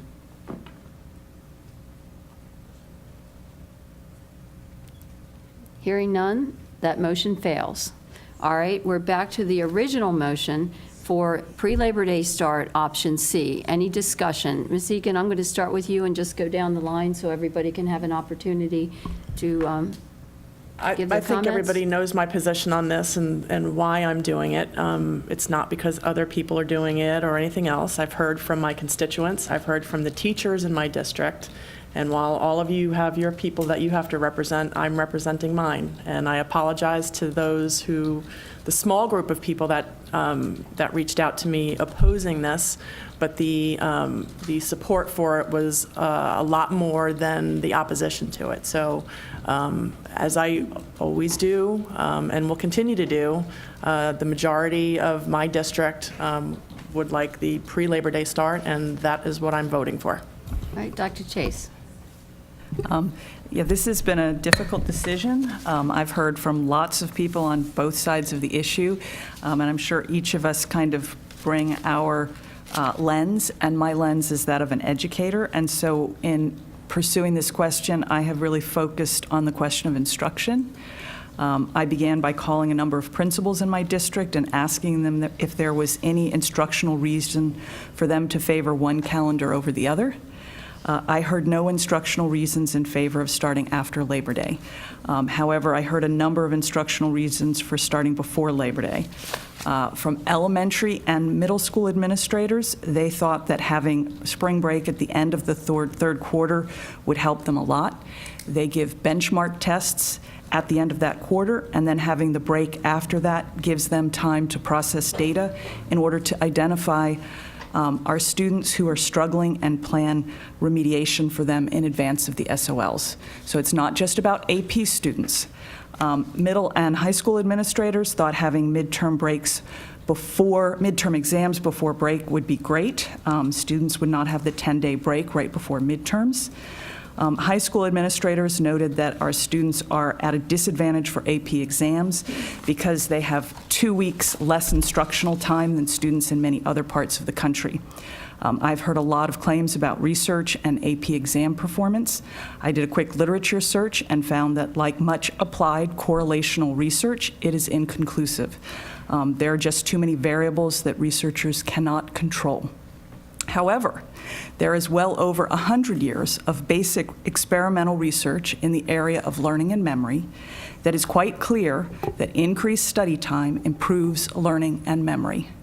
I've also heard that if it isn't broken, we don't need to fix it.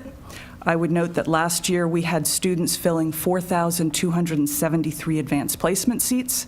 When I looked at the test results, I found that only 2,307 scores would be eligible for college credit. That means that we had only about a 54% pass rate. I have to say that looks broken to me.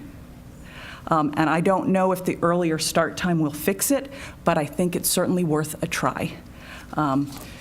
And finally, I'd just sort of like to say the negative comments about it only being AP students.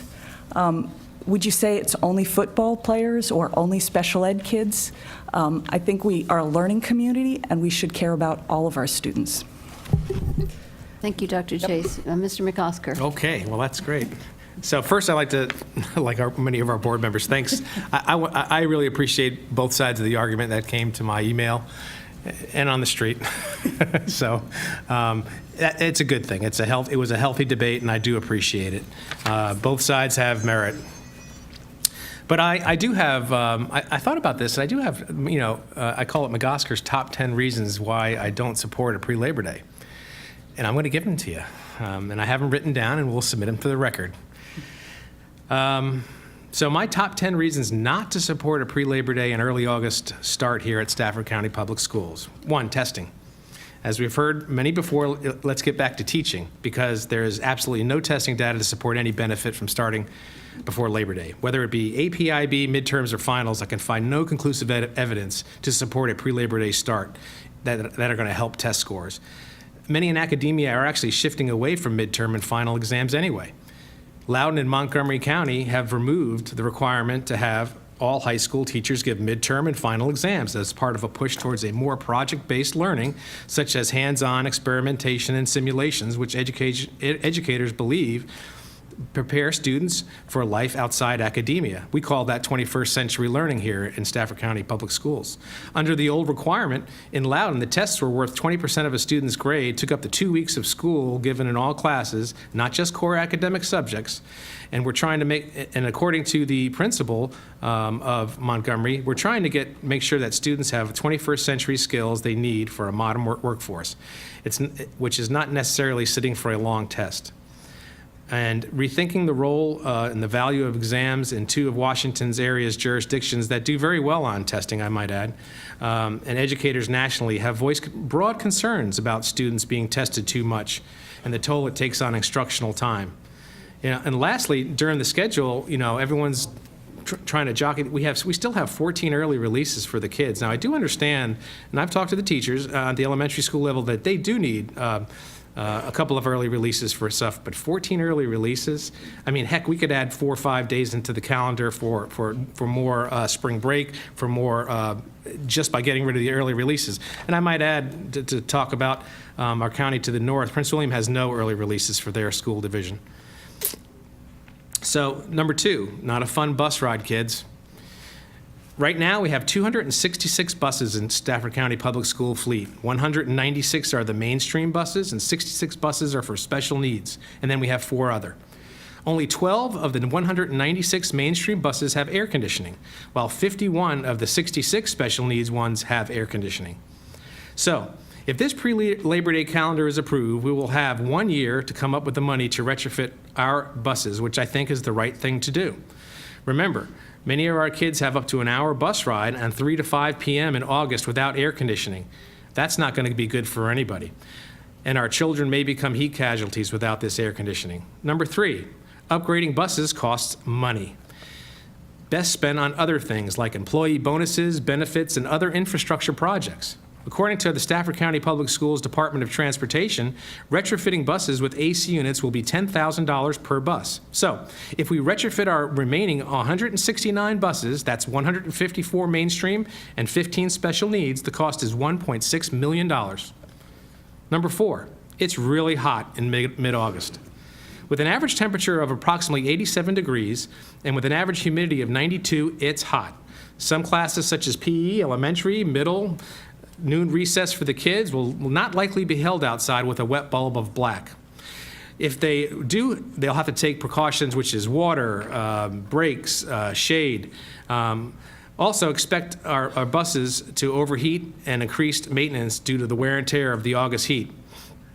We already have, and lastly on this point, we already have a problem hiring our bus drivers. For the month of August, that even though we gave them a nice pay raise, it's going to be a tough sell. Number 5, school electric bills cooling will skyrocket. Schools will have to turn down the AC in the other 31 schools in late July or very early August in order to cool them down for an early August opening. You can't just cool a large space in a matter of hours like you do in your house. So Stafford County Public Schools will not only have increased electricity costs across the division, increased bus costs across the division, but I'm not confident that our air conditioning units can handle the strain of August heat and humidity. They've never had to do that.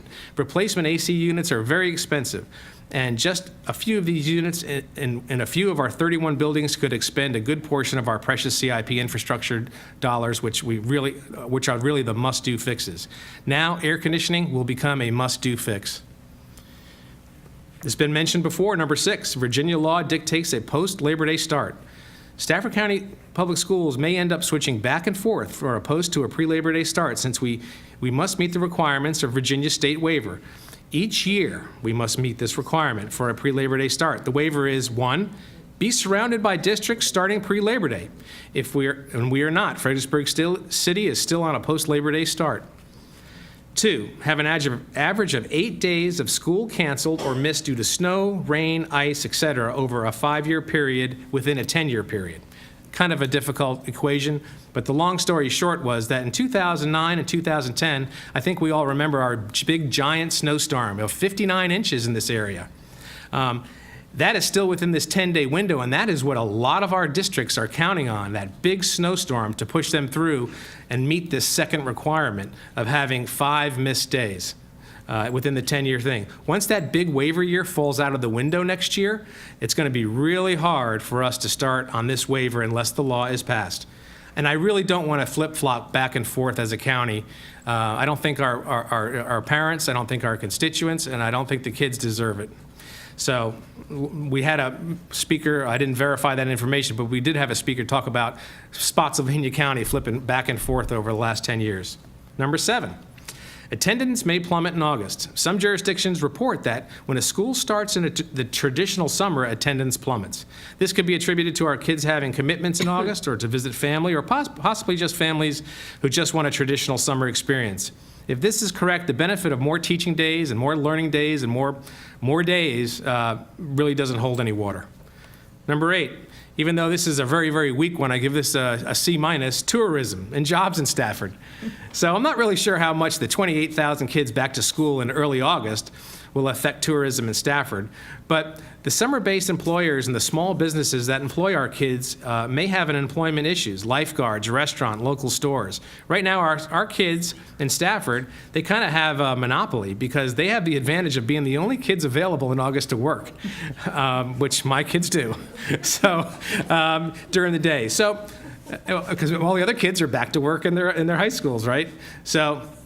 And we did hear tonight that, teachers have jobs, they have planned jobs in August, and employees, so I'd like to hear more about that, no matter what happens here, to try to help out.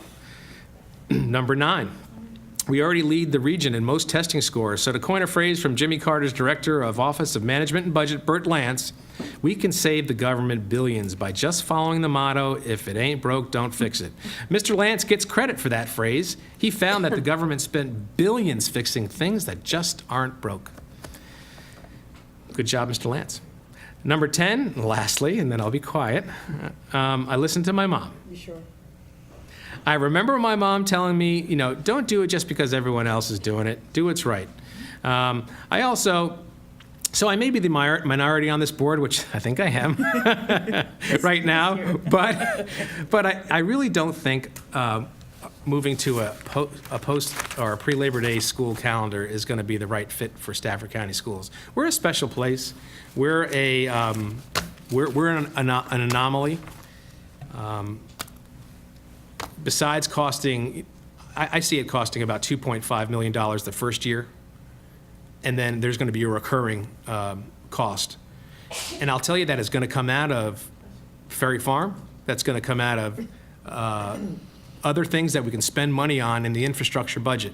And I just don't see, with the state of the money right now that we're in, and we're not looking towards a great year next year, this is extra money that I think we're wasting on an early start.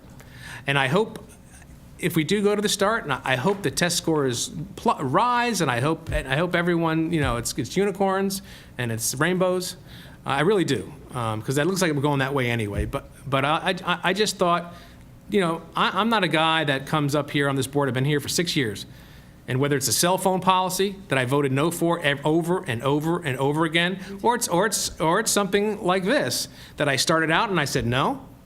I've done my research, and this is my thought, and this is my stance on it, and that's why I came here tonight with my top 10 reasons. I'll give it to you, and I'm going to post it on the board, and I'm not going to flip-flop on my what I think is right as representing the George Washington District. So, there. Thank you, Mr. McOsker. Ms. Hazard. Okay. We'll work our way back. Okay. Okay, that was on and off. Since I seconded the motion and have spoken previously, my reasons for supporting a pre-Labor Day start have become, there's partly some personal, some logistical, so I'll just go through those. First and foremost, I think that the school board is charged with offering 180 days of quality instruction to our students. I believe that can best be accomplished by starting the year earlier, based on my walks through schools and various times. I think that the best instructional time that we can give to students is to start earlier, to prepare them for SATs, other tests that go on. Also, speaking to the CTE students, all of their required hours need to be done, and they test mid-May as well. So I believe that this board, our job is educational and to provide the best experience for every student. And that includes our ESL learners, our special education students, our AP, but every student needs to have. And sometimes there are times that a student is struggling in a class and they need that extra week or 2 weeks to learn a concept. I have kids, most of you, if you know Charlotte, hates math. The longer time, as much as she hated to be in class, the more time she needed for those concepts. So as I became, I can say probably early on in my career as a Stafford County Public School parent, I may not have seen the need for this. As I became a parent of a high schooler, it became very apparent to me that there is an advantage to those students. Opportunities lost in June. I know the Naval Academy high school kids could not go to that summer program this summer. I had 2 parents reach out to me on that. I believe that our high schoolers are the ones that are just about to launch into the world, and as many opportunities we can give to them to pursue whatever path that is, that we need to have that instruction early. Yes, I think I hear a lot about tests, but no matter what we do later in life, whether it's certificates, ASFAB, other things, there is going to be testing. And we have to teach our kids how to use that time and how to do it well. And I believe the more time we have pre-testing, pre-end of the year, also the mindset for summer, I believe that pre-Labor Day will have a great impact on Stafford County Public Schools on many levels. And I too have spoken to many people through these weeks and actually years. So I appreciate everybody who has reached out. It is a difficult decision. Change is difficult. And I really appreciate everything that was sent, but it also helped me to mold my personal beliefs with also the stories that you have shared. So to those who wrote, thank you very much. Ms. Decatur. Oh, you guys are so eloquent. Not really. So I'll just start by saying that when this was brought to the board yet again, as you guys like to point out, I was completely against having a conversation about it yet again. Because again, I too believe that if it's not broken, we don't need to spend the time working on fixing something that isn't broken. As I talked or became open to the conversation and talked with more teachers and parents and students and people, taxpayers, I became somewhat neutral. And I still consider myself somewhat of a neutral party because I have a 3-year-old and I don't even want to think about him going to school, never mind thinking about him going to school in August. But it's not just about my little boy. It's about all of the students in Stafford. And so I'll go through just a couple of things that were compelling and concerning. One of the compelling items for me was instructional alignment, not necessarily test scores, because we've all heard, but the alignment of the calendar. It just makes sense to complete the semester and take your break and enjoy your break. Everybody's talking about enjoying your summer, but anyways, you get the point. And additionally, ending school when SOLs are complete. Now, I will say that a good teacher will teach until school is over, but we all know how it goes. A concern that I heard was that with the school year starting earlier, sports would then start practicing earlier, and I want to assure people that that's not the case. That will not happen. They will simply practice as they usually would, before or after school, when they would have typically started. I do believe this allows Stafford to be more competitive with our teacher recruiting, which we all know is a big issue. And another thing that I heard was that with the high schoolers and their summer jobs, and again, with all of these arguments, there's a flip side to every coin, right? So I know that a lot of these kids are getting beat out by the college students coming home soon and not getting the summer jobs to start with. So there's also that.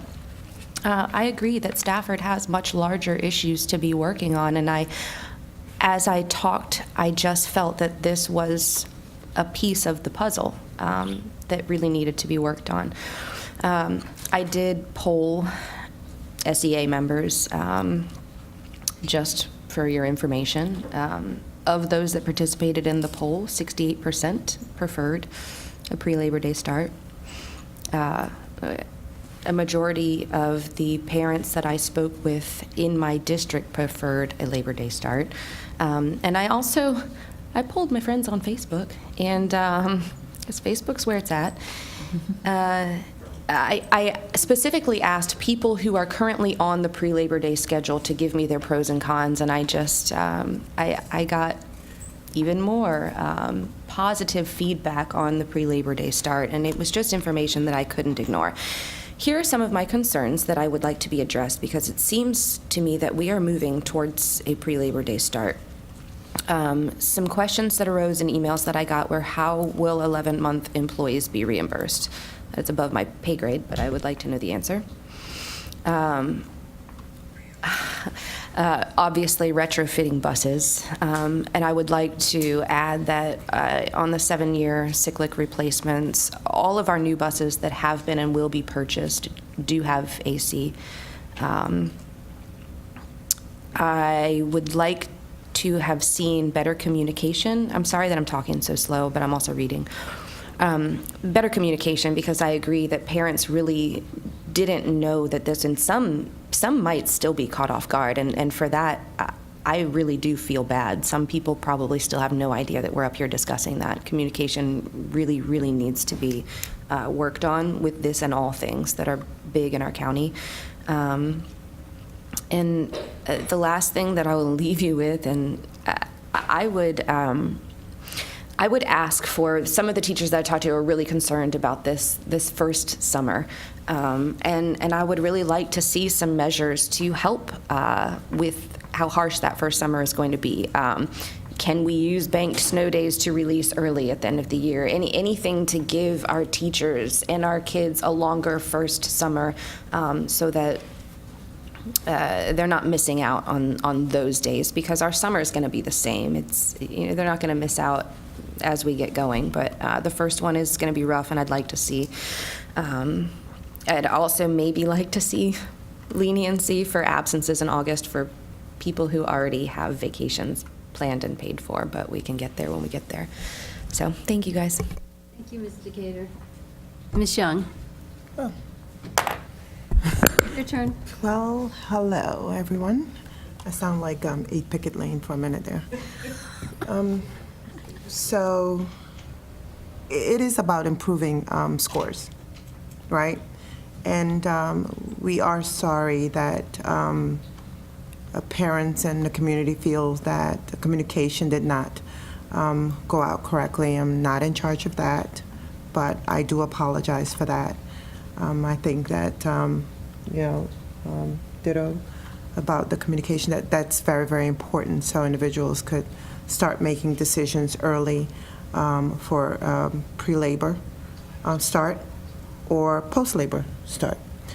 But yeah, it's about improving scores. I did hear, I got a lot of emails, and I was diligently answering 1 o'clock in the morning, and I was like, I can't do this. So thank you all for all the emails, the pros and the cons. I hear a lot about convenience. I hear words like traditional, refuge, leave it as it is, no change. If it's not broke, don't fix it.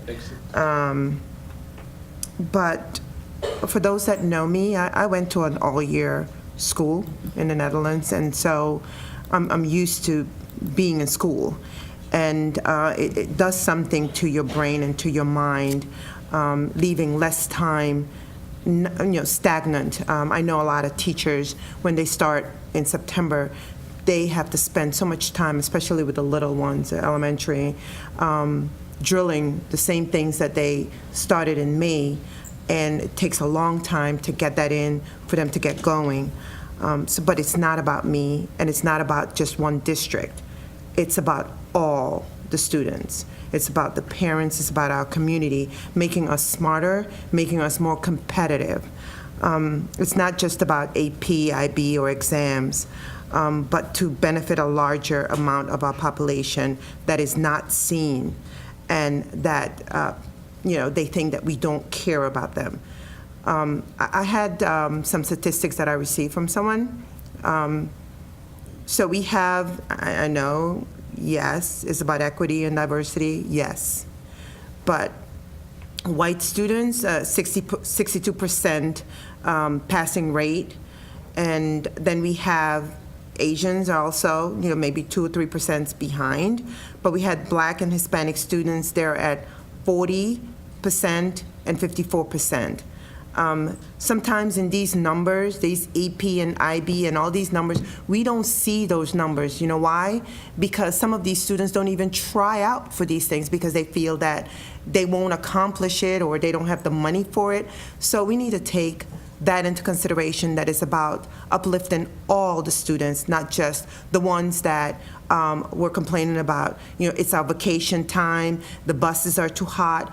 We will make adjustments. And this is about making sure that have strategic changes and not be scared of making a change. If it doesn't work, we'll figure something out. But we need to move ahead and try to help all students. I'm not gonna belabor it very long, but yeah, we need to think strategically, and we'll have a district innovation and strategic change. And as some say, don't leave any student behind. We want to increase all scores, not only SOL, but all subject areas.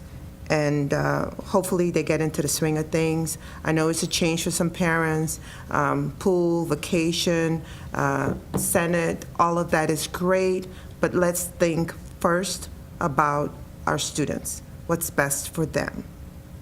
Thank you. Thank you, Ms. Young. I can't remember how many times this has come to the board, and it's always a divided vote. Sounds like this may be the year it changes, and I have to say that I'm going to be voting in the minority with Mr. McOsker on this one, because I do have a number of questions that I don't feel have been adequately addressed. And we're saying, okay, a year from now, we're going to do this, but we haven't addressed how are we going to fund the buses. I think it would be cruel and possibly a detriment to put our students on unair-conditioned buses in early August, throughout August. We have some days in September that are bad, but many fewer than there are in August. And the students that ride in the summer school, have, problems as well. So I think if this does pass, that this board needs to take serious note of the need to provide for the welfare of those students. It's gonna cost a lot, but it really needs to be addressed. I also have concerns about the athletes. Right now in August, they practice early in the morning before it gets too hot. We start high school buses about 6:30 in the morning. So I don't know, when we would expect them to be doing the athletics, but for after school. And the band practices outside as well, and I'm sure there are other activities. So I think that's something that we as a school system are going to need to address, and perhaps make some mandatory changes in that to protect the students. We have the C5W, so we're going to need to consider that wellness if we start this early. And I know other districts do it, and perhaps we can find out from them, how it works. But I'm really not concerned about other districts. I'm concerned about Stafford County. I think you all noticed that tonight there were a number of speakers from my district, the Rock Hill district, who overwhelmingly have, communicated to me that they prefer a post-Labor Day start. I've gotten, comments from my residents as well that prefer a pre-Labor Day, but the most significant portion in the Rock Hill district has been for the post-Labor Day. I've always supported the post-Labor Day. That is not why I'm supporting the post-Labor Day now. It's because I have not heard compelling reasons to change this. I appreciate Dr. Benson when he brought this to us saying there is no data that shows that our test scores will improve. And that's very different from the last couple times it came to us where we were told that test scores are going to improve if you start early. Well, I think some of the members of the public challenged that statement, and it was eventually backed off from. But I can't support it because I have not heard compelling reasons to change. Although I will tell you, as a parent, I've always personally preferred pre-Labor Day. And having a child in the system, I'd like to be out early, get started early, but then I drove my child to school every day. My child never rode a school bus to school, or else she drove herself. If she were on a school bus, I wouldn't have allowed it in August. But this isn't about me personally. This is about me being the representative of the Rock Hill District. And I feel that from what I've heard from my Rock Hill residents, it's not something that they want done, and I see no reason to change it at this point. So I will join you in the minority. I'm not going to go through 10 reasons. I didn't, write them all down, but I do agree with many of them, and I appreciate you preparing that for the record, Mr. McOsker. All right. Well, if that's enough discussion, Why don't we call for the vote? All in favor of the approval for the 1920 and 2021 calendar years pre-Labor Day start, option C, please say aye. Aye. All opposed? Nay. No. Madam Clerk? Dr. Chase? Aye. Ms. Decatur? Aye.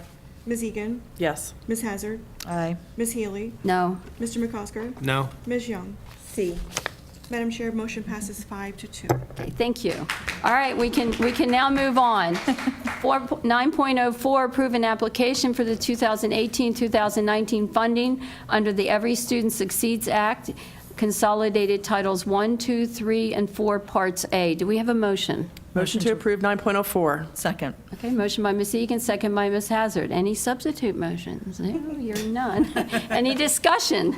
I would just like to say for I think it's the fourth year in a row, Ferry Farm fell, 5.5 points under, our number 5 or our number 6 or our number 7 school. So I just want to make sure that that's said for the record, that, we always are around 34, 35, 36, and I know that the staff polls Ferry Farm every year, and I do appreciate that, but I just want that said for the record. That's it. All right, so Ferry Farms would not be included in that. Is that the point you're making? The point I'm making is that Ferry Farm is always very, very close. 6% is not a lot of kids. Okay. Ms. Healy? All right, Ms. Hazard.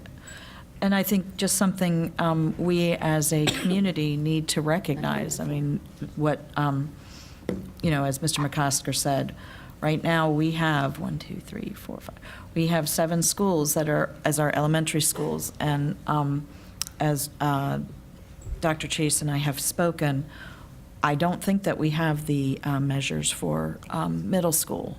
And so I think we need to recognize as a community, for some people, that we are a changing community and there are a lot of needs. And we need to just be looking into this. I am not adverse in the future examining the middle school examination, or at least knowing what the percentages are at our middle schools. Okay, that would be for another year. Ms. Young, Right, do you have no, I something? just said in the future, Okay, I would just yes. like to examine We can that. start with next year. So my comment, which has always been the same, Hampton Oaks Elementary School at 60.9%. That's unacceptable. There needs to be a change. And look at Kate Waller-Barrett. We need to do something about that. Whitewater. We need to do something about those. Very high. Well, what this Extremely high. proposal is going to do is give these schools additional resources that the schools that don't have these percentages will not have. So that's something that, So additional resources will help, Madam Chair, but the fact that it's at this high, it needs to be across the board, shared, and it shouldn't be this high. This is a redistricting issue here. well, we may have that opportunity coming up next year for a county-wide redistricting. But that's not on the agenda this evening. The agenda is to approve the application. Thank you, I'm sorry, I just needed to, Well, that's fine, but it's Thank you. good. We can get the preview out. Next year, we need to communicate that countywide. better. So where's our communications person? Front Okay. row, front and center. All right, Dr. Chase, did you have anything? No, anyone else? No? All in favor of the motion to approve the application, please say aye. Aye. All opposed, motion carries unanimously. 9.05, approve the acting superintendent's proposed revisions to policies and regulations as reviewed by the superintendent and the director of safety, security, and risk management. Do we have a motion? Motion to approve 9.05. Motion by Ms. Egan, do we have a second?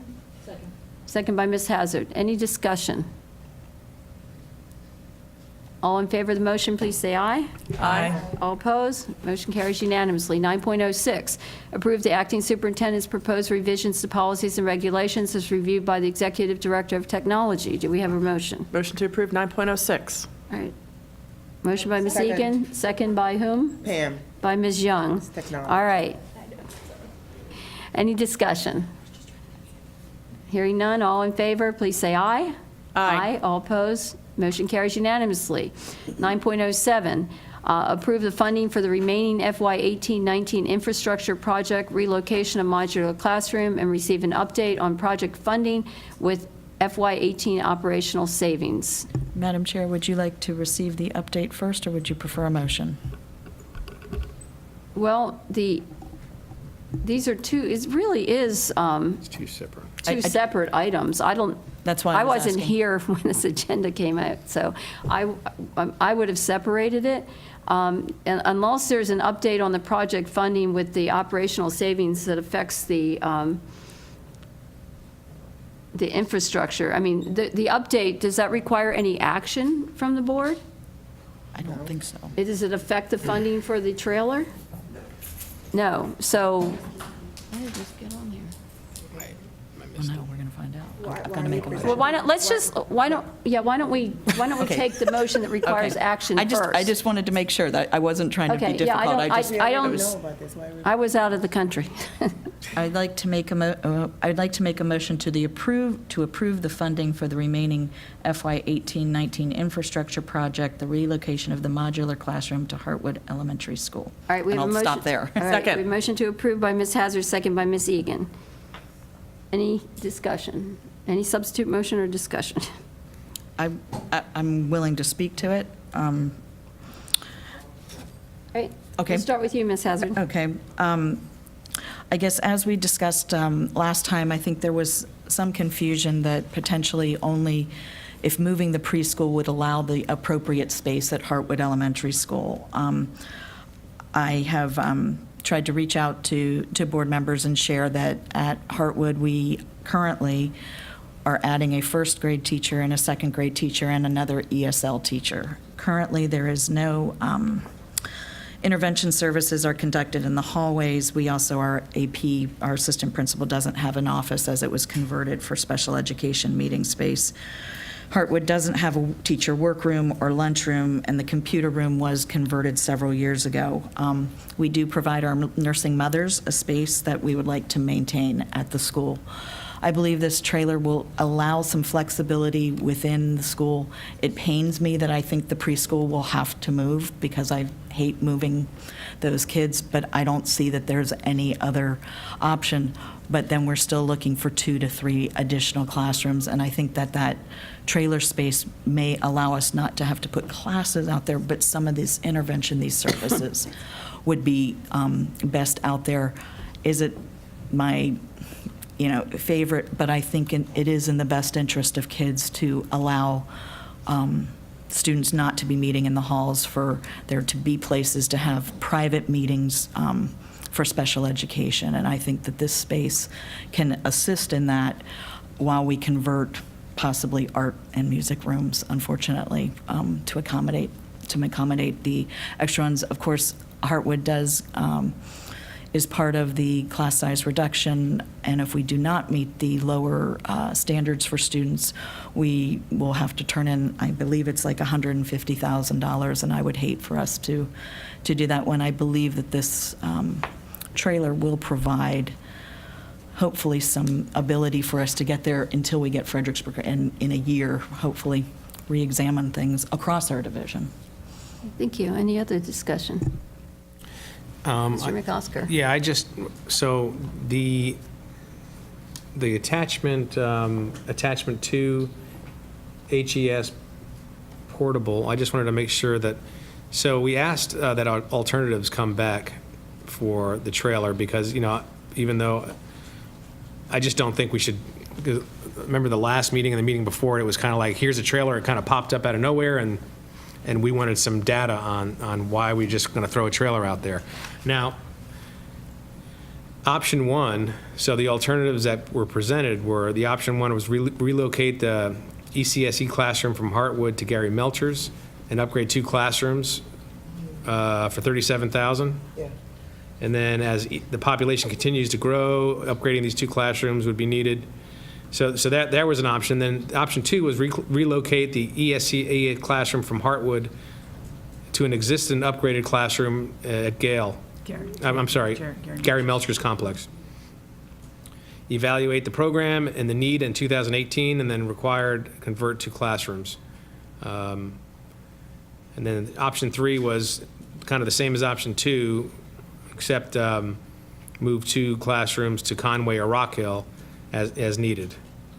determined based on the need. So it's not, so I don't think that the actual agenda item reads correctly, and I guess that's my fault in that we really do have to approve an option, I think, whether it's option 1, option 2, option 3, option 4, option 5 on the Hartwood trailer. Well, no, not necessarily. I mean, if none of the options is approved, then the trailer won't go there. That's always an option. That is also No action. No action. So I wondered, was the original motion, was it option 1?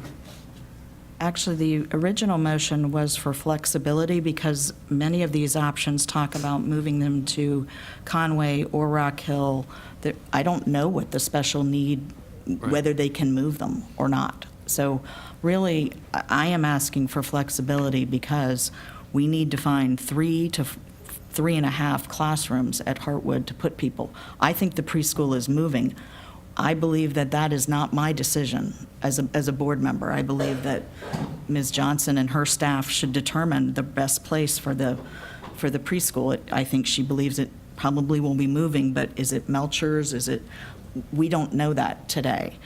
I am just asking for flexibility to be able to use that space really for pull-out and other services so we can start converting some rooms at Hartwood into classrooms that we need for 1st and 2nd grade. And as I've noted in the past, kindergarten numbers have not even come in yet, and we are under class size reduction. We could need another room in August, and that's of concern to me. Mr. Gator. I just opened up attachment 2, and I just want to make sure that everyone has indeed read that.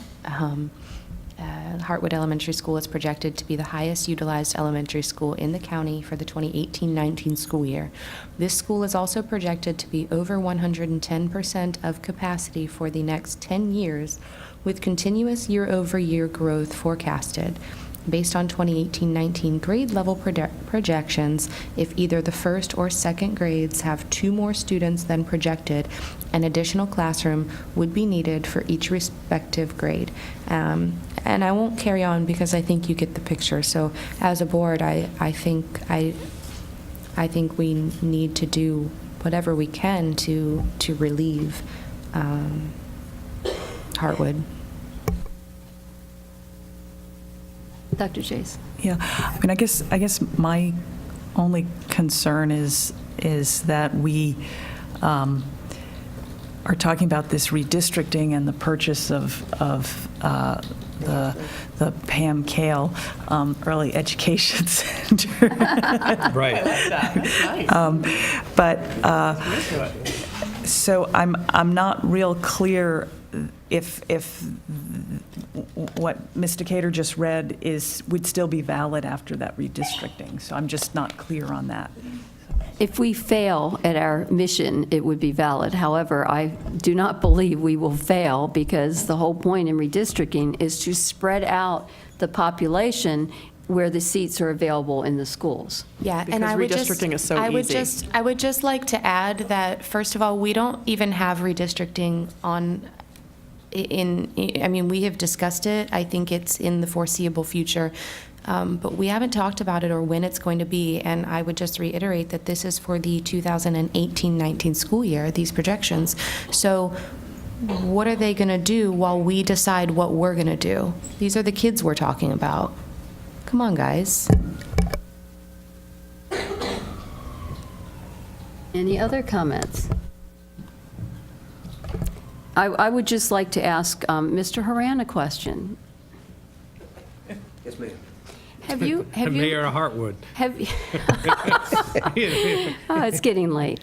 Have you looked at the projections for the other elementary schools? We have. Okay, and are there any other that are going to be Obviously, at capacity? obviously, in the projections, there are several concerns, but Hartwood was the one that we felt was the in most dire need, as we articulated in the particular attachment. When you say we, who was we? Staff, myself, Mr. Townsend. Okay, When we and looked, what were the other developed these. schools that you identified as having? Rocky Run was very high, and I want to say we had concerns with Winding Creek. Winding Creek. Yes, ma'am. And so, again, we felt Hartwood was the one, and that's why we originally made the recommendation and put it on the list to move the modular. So that still is our recommendation as is articulated in the attachment number 2. We provided alternatives, and those are the list of those different options, which if the board chooses not to move the modular, that we could try and mitigate some of those issues we feel are going to occur or are occurring and will occur at Hartwood.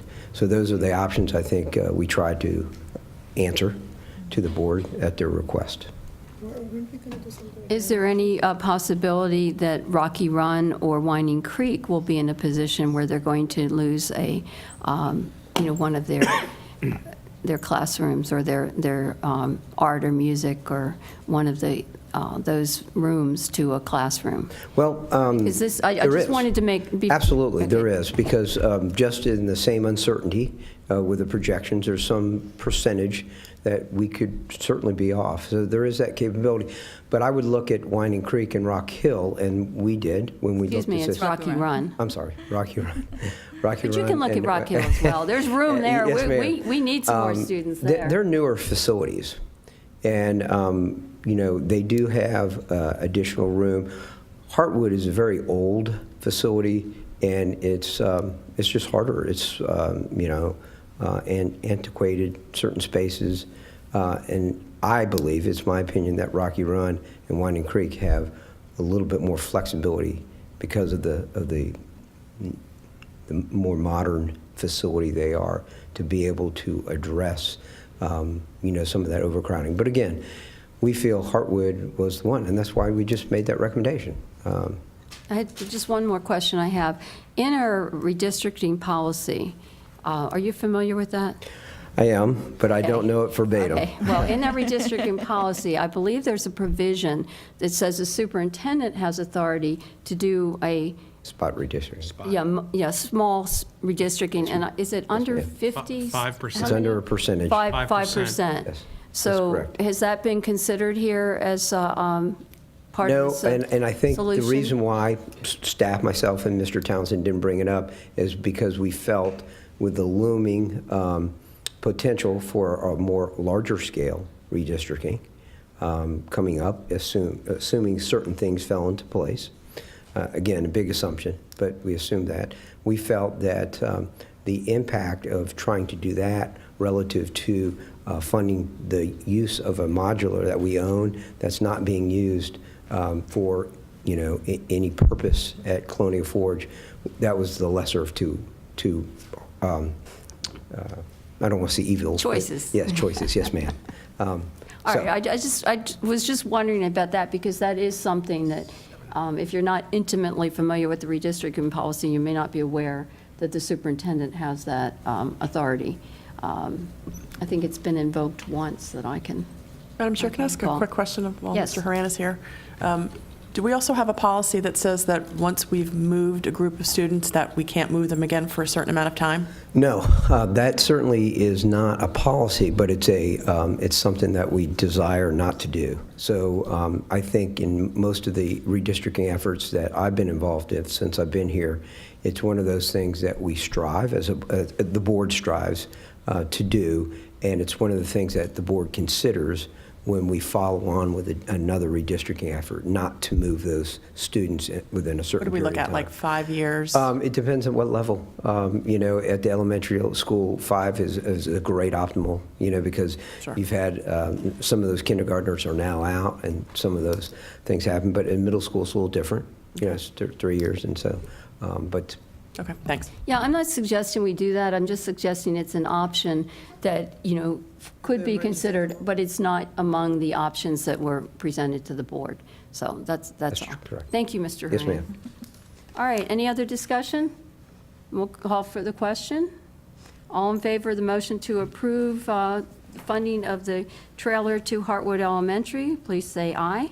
Aye. All opposed? No. No. Madam Clerk? Dr. Chase?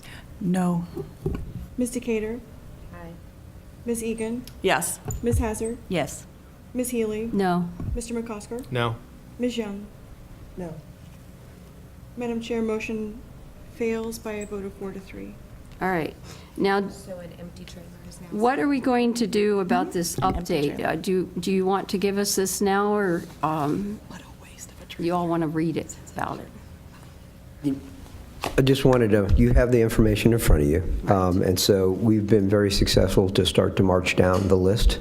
You can see to date, the revised, the North Stafford Commons, which is number 12 on that list. We funded up to that project. We fully expect to fund 3 or 4 more. I would like to point out to you that I've inserted a project on that list right below the North Stafford Commons. Colonial Forge? Yes, and I want to, if you have any questions on that, we ran into some poor soils out there, which our geotech report, not ours, but the contractor's geotech report, did not discover. And when we had the large equipment on the track, the sub-base started to fail significantly. And so, I'm sorry, ma'am? You sent an email. No, this is It's a new one, because it was 50 This is grand. different, yes, sir. Yeah, it was Yes, sir. 55 or whatever, That's correct. So, 70.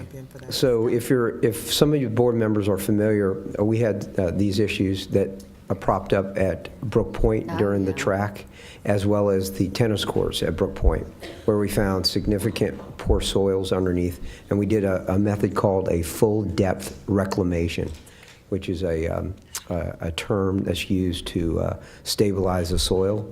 It's a new process, fairly new, within the last 5 or 6 years, being done a lot.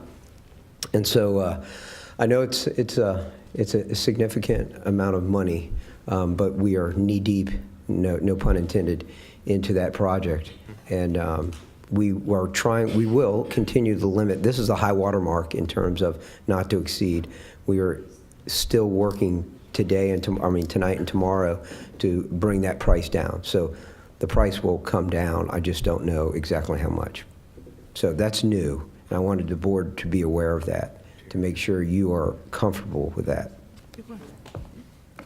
Are there any questions for Mr. Horan? I have a question. Yes, ma'am. I asked this last time we talked about, I believe it was this track. Was there any warranty or anything from the people that did this track to start with? Well, the track was originally built in 1999. Okay. So, no, It's not a lifetime guarantee. that's correct. Got it. How about piggybacking off of this? Bring it up.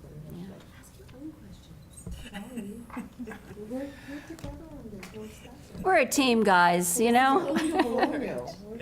Really? I am, Controversy will bring us closer. I'm just gonna, and I'm not digging here, but, you know, we do have buses that we have to get air conditioning on now.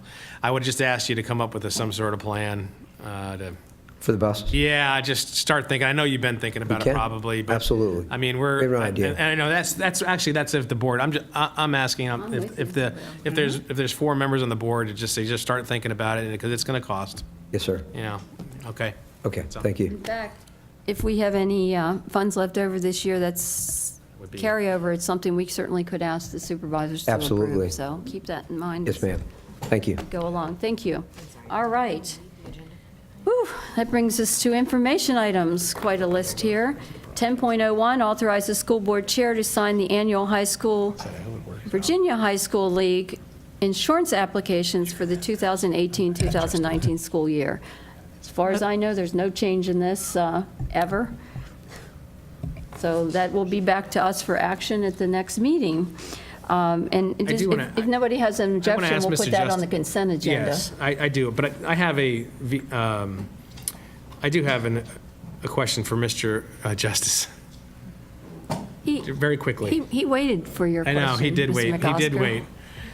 So, Ms. Decatur spoke to it about early starts with football, and I'm starting to hear wind that, oh, great, now that we have an August 12th start, boy, I can't wait to get those kids on the football field 15 July. And so is there a policy, or is that going to happen? Or are you going? I would like you to draft a policy up for the earliest start for a fall sport with support of the board. So the start date for high school sports is governed by the Virginia High School League. And so it's customary the last few years that the actual start date for football practice at the high school level is about the last week of July. And then they get a little bit of a head start, and the other fall sports start the first week of August. Now, there is that advantage currently where they're practicing in the morning or late evening. Right. So you start school a little bit earlier, then the So is that practices will be after school. So is that mandated by the state that we must start sports in this county 20 July? Or are you saying that You can only the have so board many can- formal practice Can't days. start earlier than that. You may not start any earlier then, but the board can still have a policy that states you won't start practice for a fall sport until 5 August. Is that correct?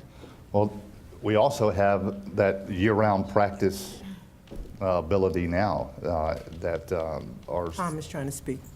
our high school sports can practice more than they used to in the past years. So the VHSL has that year-round policy where they can practice more days than they used to, but there are dead periods where they can't practice that would surround the dates of the start of the next season. So if you're going to be working with your football players out of season, then you got to shut it down for a few weeks so kids could try out for maybe a winter or spring sport and so on. But So, those no, are thank you. No, I appreciate your answer, and I'm not to cut you off, and I know Tom wants to say a few things, but, after the school health brief about the hydration and the correlation between, I half pay attention, right? Oh, yeah. The correlation between brain injury and dehydration. And so now this is pushing us way back to something that I think the board needs to get a handle on through policy. And so what I would like to, without belaboring anymore, right, bottom line up front, I would just like, personally, I would like, and if the board agrees, just Tom and crew come back to us with a laydown on how we're doing these sports with the year-round, as mentioned, and the VHL guidelines, and then some options that you think are wise and prudent to take care of our students over the summertime, especially with the early calendar. So currently, all of our high school athletic trainers and our middle schools have the digital sling cyclometers that monitor the wet bulb, and we keep a really close eye on that. Good. We're checking that every day, starting at 10 o'clock, one of those hot days, 10:30. The athletic trainers are checking and communicating, so, we can certainly. I've been to Iraq, and I know hot's miserable. I'm just letting you know. All right. I would just like to add to that, we're going to have to really monitor the temperatures and the humidity and everything else, because we don't want a tragedy here. Right. And we've had some pretty close calls in the past. And that was when they were practicing in the morning. We're going to be practicing when it's, the hotter part of the day. So it's something that I agree with Mr. McOsker. I think we as a board need to have a policy. Now, we cannot go beyond the VHSL rules, but we can be more restrictive. I'm not suggesting that we're going to restrict it any more than is prudent to ensure the health and safety of our students, particularly those that are outside, in the sports and the band practice. And So it's band and football well, we're talking about? No, I'm talking about anybody. There are a lot of there are a lot of fall sports. There's a lot of Anybody, fall sports. in fact, I'm talking there's- about out on the field in Field the hockey. heat. No, not just the field, but cross country. Lacrosse is in the That's fall. no, it's- But aren't there some of the, the dance or the cheerleading? I mean, they're outside. I mean, we're talking about. On inside. Well, I've seen them outside when I've driven to the high schools, in August. But anyway, Come back it's to just us. something that we need to address now that we're going to be starting school Really. Certainly. in early August. Yep, got your work cut out. Yep. Yeah, but VHSL governs all athletic play and start times, and like Mike said, they usually start, like this year, they're starting around the 30th of July. And each year, we have that, and what we've currently done is we've had a lot more weeks of practice. You have to have 20 days of practice before a competition. And what we find ourselves is that we just do that, and we end up having, this past year was 1 to 2 games before school even starts on those weekends. So the season starts pretty much the same time each year. And the VHSL also, several years ago, implemented a restriction on practices, especially during August, and to address your same points, where they're only allowed outside for so many hours during those days, and they can only be inside, and when they're inside, they can't be doing all kinds of work. They have to have time off, where it's just looking at films or chalk and talk, if you would. So they regulate the amount of time as it is right now, but we can definitely create I would say the board, I would say I didn't want to belabor it. Just come back to us with a briefing on, make sure that we know, and we can talk to our constituents on this issue, because it's going to be a hot topic. That's hot topic. Right? All right, we'll end on that hot topic. Thank you, and we'll look for something from you sometime in the fall. Just an update on how you're coming. It needs to be in place by next summer, so that everyone knows what the plans are. All right. I just want one more comment, please. I'm scared to ask. I know we have sports athletes on the field and working on dehydration and all that kind of stuff. Do we have a doctor on site? We have athletic trainers. I know we do. My son was one, but I'm just saying. Yeah. At our high schools, and during our football games, usually there's a team doctor or a physician's assistant. Only in the games? Okay. Not during practice time. That's their athletic trainer's responsibility. But we have a nurse in the school? Nurse in the school until whatever time they leave the building, yes. Okay. All right, 10 o'clock, and we are now on 10.02. Thanks, Mr. Justice. Thank you. Yes.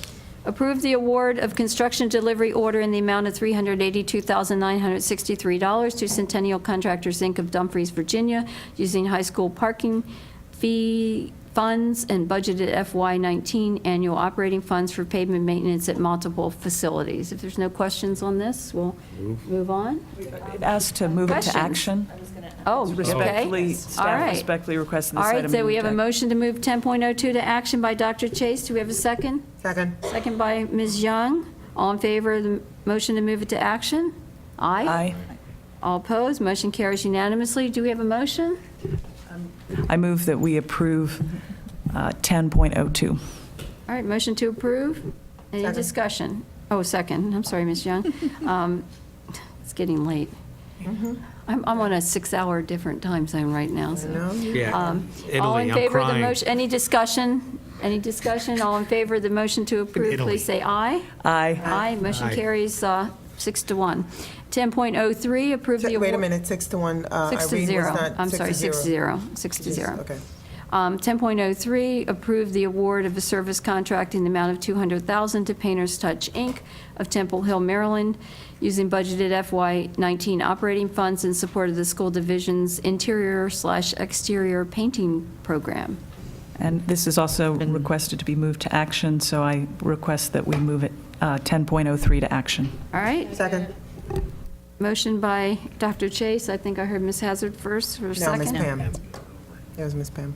Hazard didn't say anything. Oh, I didn't think. I heard. It's fine, Yeah? Pam. Okay, I Ms. did too. Hazard. It's fine. Pam, move on. Let's go. All right, we have a motion and a second. The clerk can figure it out.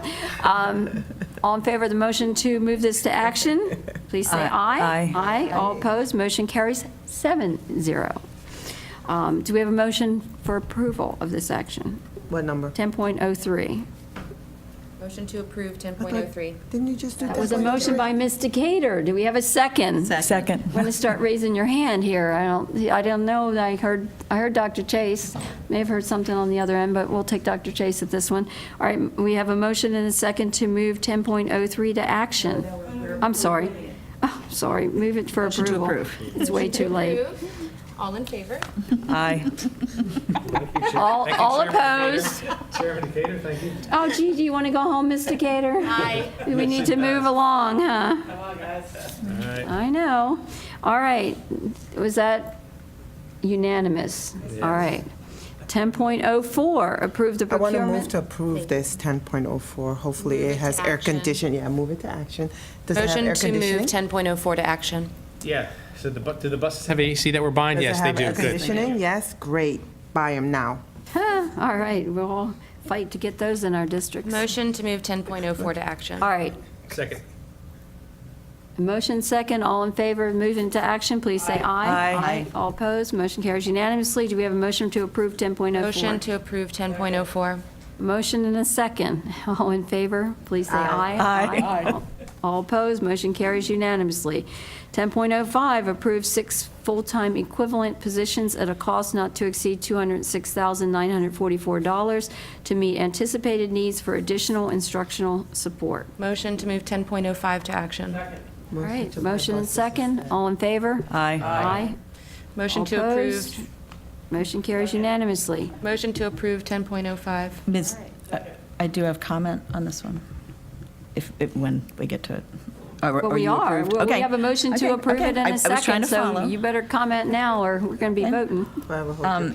I will be supporting this motion. However, as discussed at the FAB, I feel that I have to bring my concerns about this item. I'm sorry, Dwayne, I know you're looking at me, but I got to say it. I got it. It wouldn't be fair if I didn't bring my concerns. I appreciate that we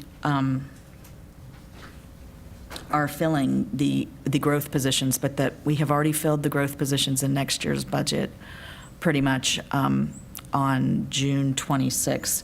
We are coming in and asking for 6 more positions or a combination, which I hope the board read, that it's a combination of what's in the best interest of kids. Obviously, in light of the prior vote in Hartwood, growth is an issue. It's a huge issue. Very big in my district, but we cannot, though, keep approving these as we get into the fall without knowing that in next year's budget, this year when we started this year's budget, we were $1.2 million in the hole of addressing needs. This is not about not addressing the needs of kids, but I believe we as a board are going to have to seriously look at whether we need to get away from something I tirelessly and really worked hard on, and as did Mr. McCosker, of our class size reduction. If we continue to go with that and we add 10 and 12 positions every year in the fall, we are falling farther behind.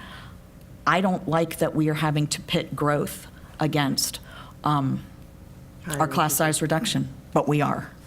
And I think that that's something, so this evening, I am going to agree with this one, but I am saying to my board, as we get into the fall, because I find that hiring will be harder in the fall, that I think that we have to re-examine, or you all have to examine, whether the class size reduction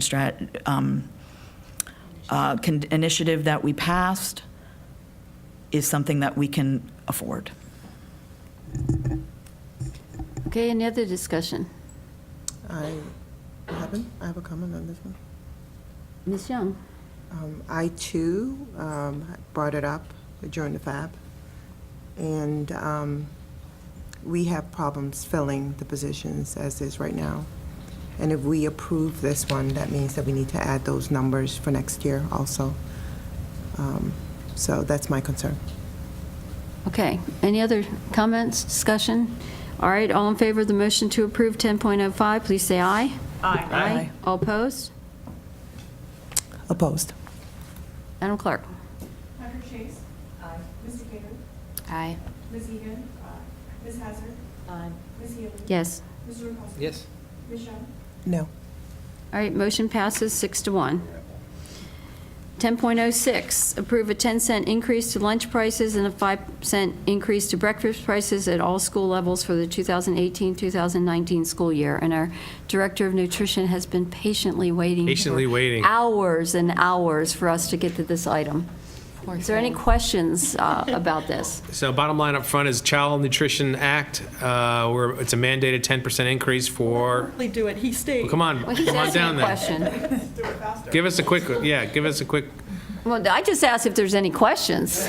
No. Thank you for staying. thank you for staying, and because you've stayed, I have a This question. poor man lives near Yeah, Richmond. this one is a VDOE USDA state formality. They basically require us to increase yearly. We have the option to take a year off effectively, but then we have to double our raise the prior year. So we feel it's in the best interest to gradually raise as opposed to Hitting them with the 25%. hitting them, yeah, increase, exactly, right. with a quarter increase. Really, all it does is cover our increase in food cost. I think this year, actually, it's not even necessarily going to cover that. We're going to be about 0.5% off. So we'll make that up in other ways. I dare to ask, but how are we doing with the, have we recouped our money from the plan? I had a feeling you'd ask, so I put Okay. those numbers together. Okay. And I want to thank everybody for taking action on it in February, because I think it made a huge impact on where we ended up. Right. We are just over $10,000 negative. Now, having said that, of that $10,000, $4,700 of it is adult debt. Right. Yeah. Right. We are not required to pay that back to the state. Okay. So we can roll that. Our debt that we have to pay back for the state this year, and we did receive a lot of donations, which I also want to thank the community for. We had a lot of community partners, parents Nice. that reached out to us. Total for the year, $6,200. Nice. So very reasonable, very more than enough for us to handle. Again, we had a lot of constituencies reach out to us. Parents donated funds. We had some excess balance Right. funds that folks were able to donate, clearing out accounts. Folks were putting those into a lump sum. Right. So we were able to mitigate it quite a bit.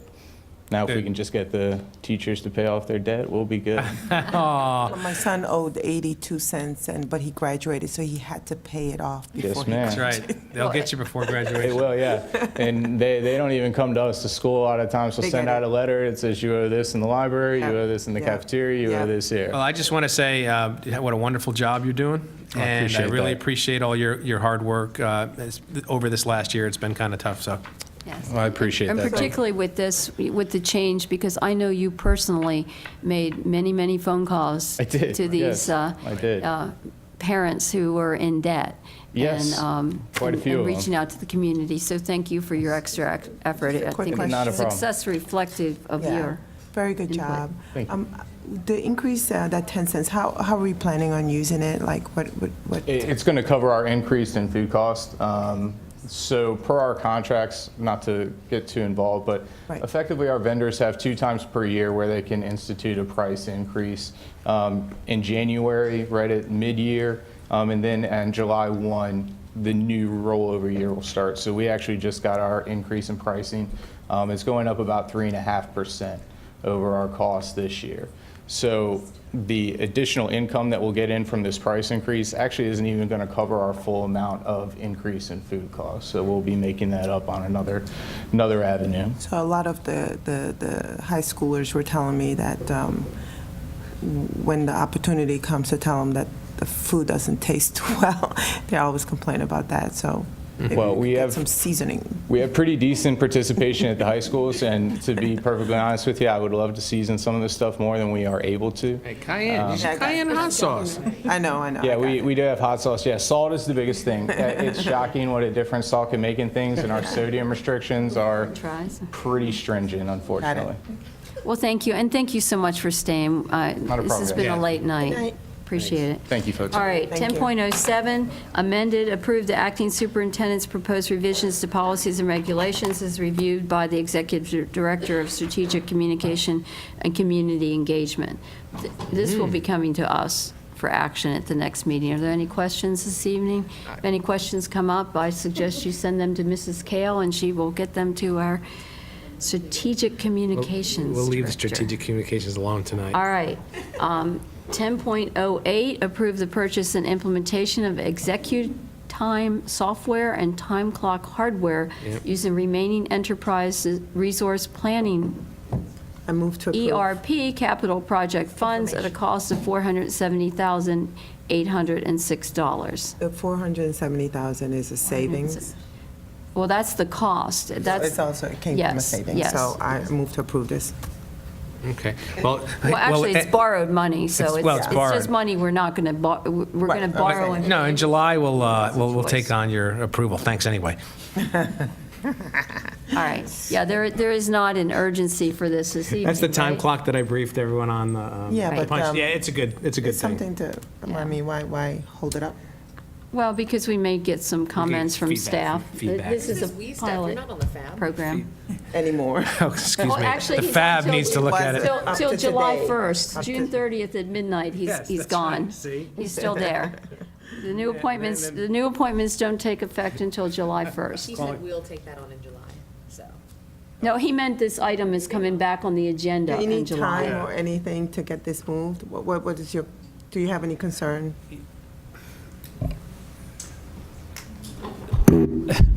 So, typically I would say, yep, let's move it forward, let's move on. I will say it would help tremendously with the timeline because all along we wanted to implement this, not this coming school year, but the following school year, or at least start phasing it in by then. And we wanted to be moving ahead with this a couple months ago. It's just been crazy, a lot of stuff going on. So we've pushed it off and then took it to the FAB and then came here. So that extra month would be great, but I completely understand that I'm not going to push you guys. I do not do that unless it's a really urgent need. We'll try to pick up some time somewhere and get things rolling somewhere in the implementation, assuming it gets approved. Go ahead. No, I don't care, but I'm just saying the summer months, it will be a good time. Oh, yeah, that's true. Okay. Implement this. Brand new. What? So is it helpful or not helpful? I just want to make sure. He said yes. It is definitely helpful. It's always going to be helpful. My only reason for wanting to put this on next month is in case there are some staff that want to provide comments to it. I mean, and we are only talking about a pilot and not, across the board, but there may be some input that comes up that may be helpful. So I mean, I would. Did you did a survey with the staff already? We had central office staff, department staff from across the division, and also talked with all the principals. And the principals had overwhelming support for this as far as helping them track all their staff in the building. They're currently using other methods, whether it's manual sign-ins or we use our Raptor software as a sign-in mechanism as well for staff. So almost all of our schools already have some sort of sign-in method. I'm just making sure that They already have some form of sign-in, so this is making it easier for staff to sign in and easier for our principals to track. Can you go over the specifications of each unit, please? I'm going to cut you off, Mr. McOsker. You do a private session with him after the meeting tonight, okay? I'm waiting for Mr. McOsker to thank me 3 times for staying here tonight until 10:15. Thank you. Oh, thank you so much. Oh, we know you love it, Chris. Yeah, thank you. You love it. All right. Well, that will be back, but of course, you can feel free to get started on whatever you want to get started on prior to it being voted on. Thank you for staying. Yes, that was honest. I think you're. Mine wasn't. Yes, not many of you left out there in audience land. You're going to wear you all down. All right. That brings us to 10.09, which can definitely wait to the next meeting for action. Appoint the school board's voting delegate and alternate voting delegate for the VSBA Delegate Assembly at the 2018 VSBA Annual Convention. If anybody's dying to do it, just, let us know, because we have a delegate and an alternate, and that will be back for action at the next meeting. We have an announcement, 2 announcements, actually. The next meeting of the school board is Tuesday, July 17th at 7 p.m. here in the school board chambers. And there is another one, which thank goodness is on colored paper. I could pick it out. Within the next 15 days, the school board will hold meetings solely for the purpose of holding interviews with the superintendent candidate finalists. The exact date, time, and location of these interviews will remain undisclosed in accordance with section. I'm going to tell you who it is. Excuse me. I'm just waiting till we're quiet, all right? The exact date, time, and location of these interviews will remain undisclosed in accordance with Section 2.2-3712B of the Code of Virginia in order to protect the privacy of the candidates who may not have revealed their employment search to their current employer. And that is the end. We fortunately amended the agenda to remove the closed session so we can all go home. You hear my joke?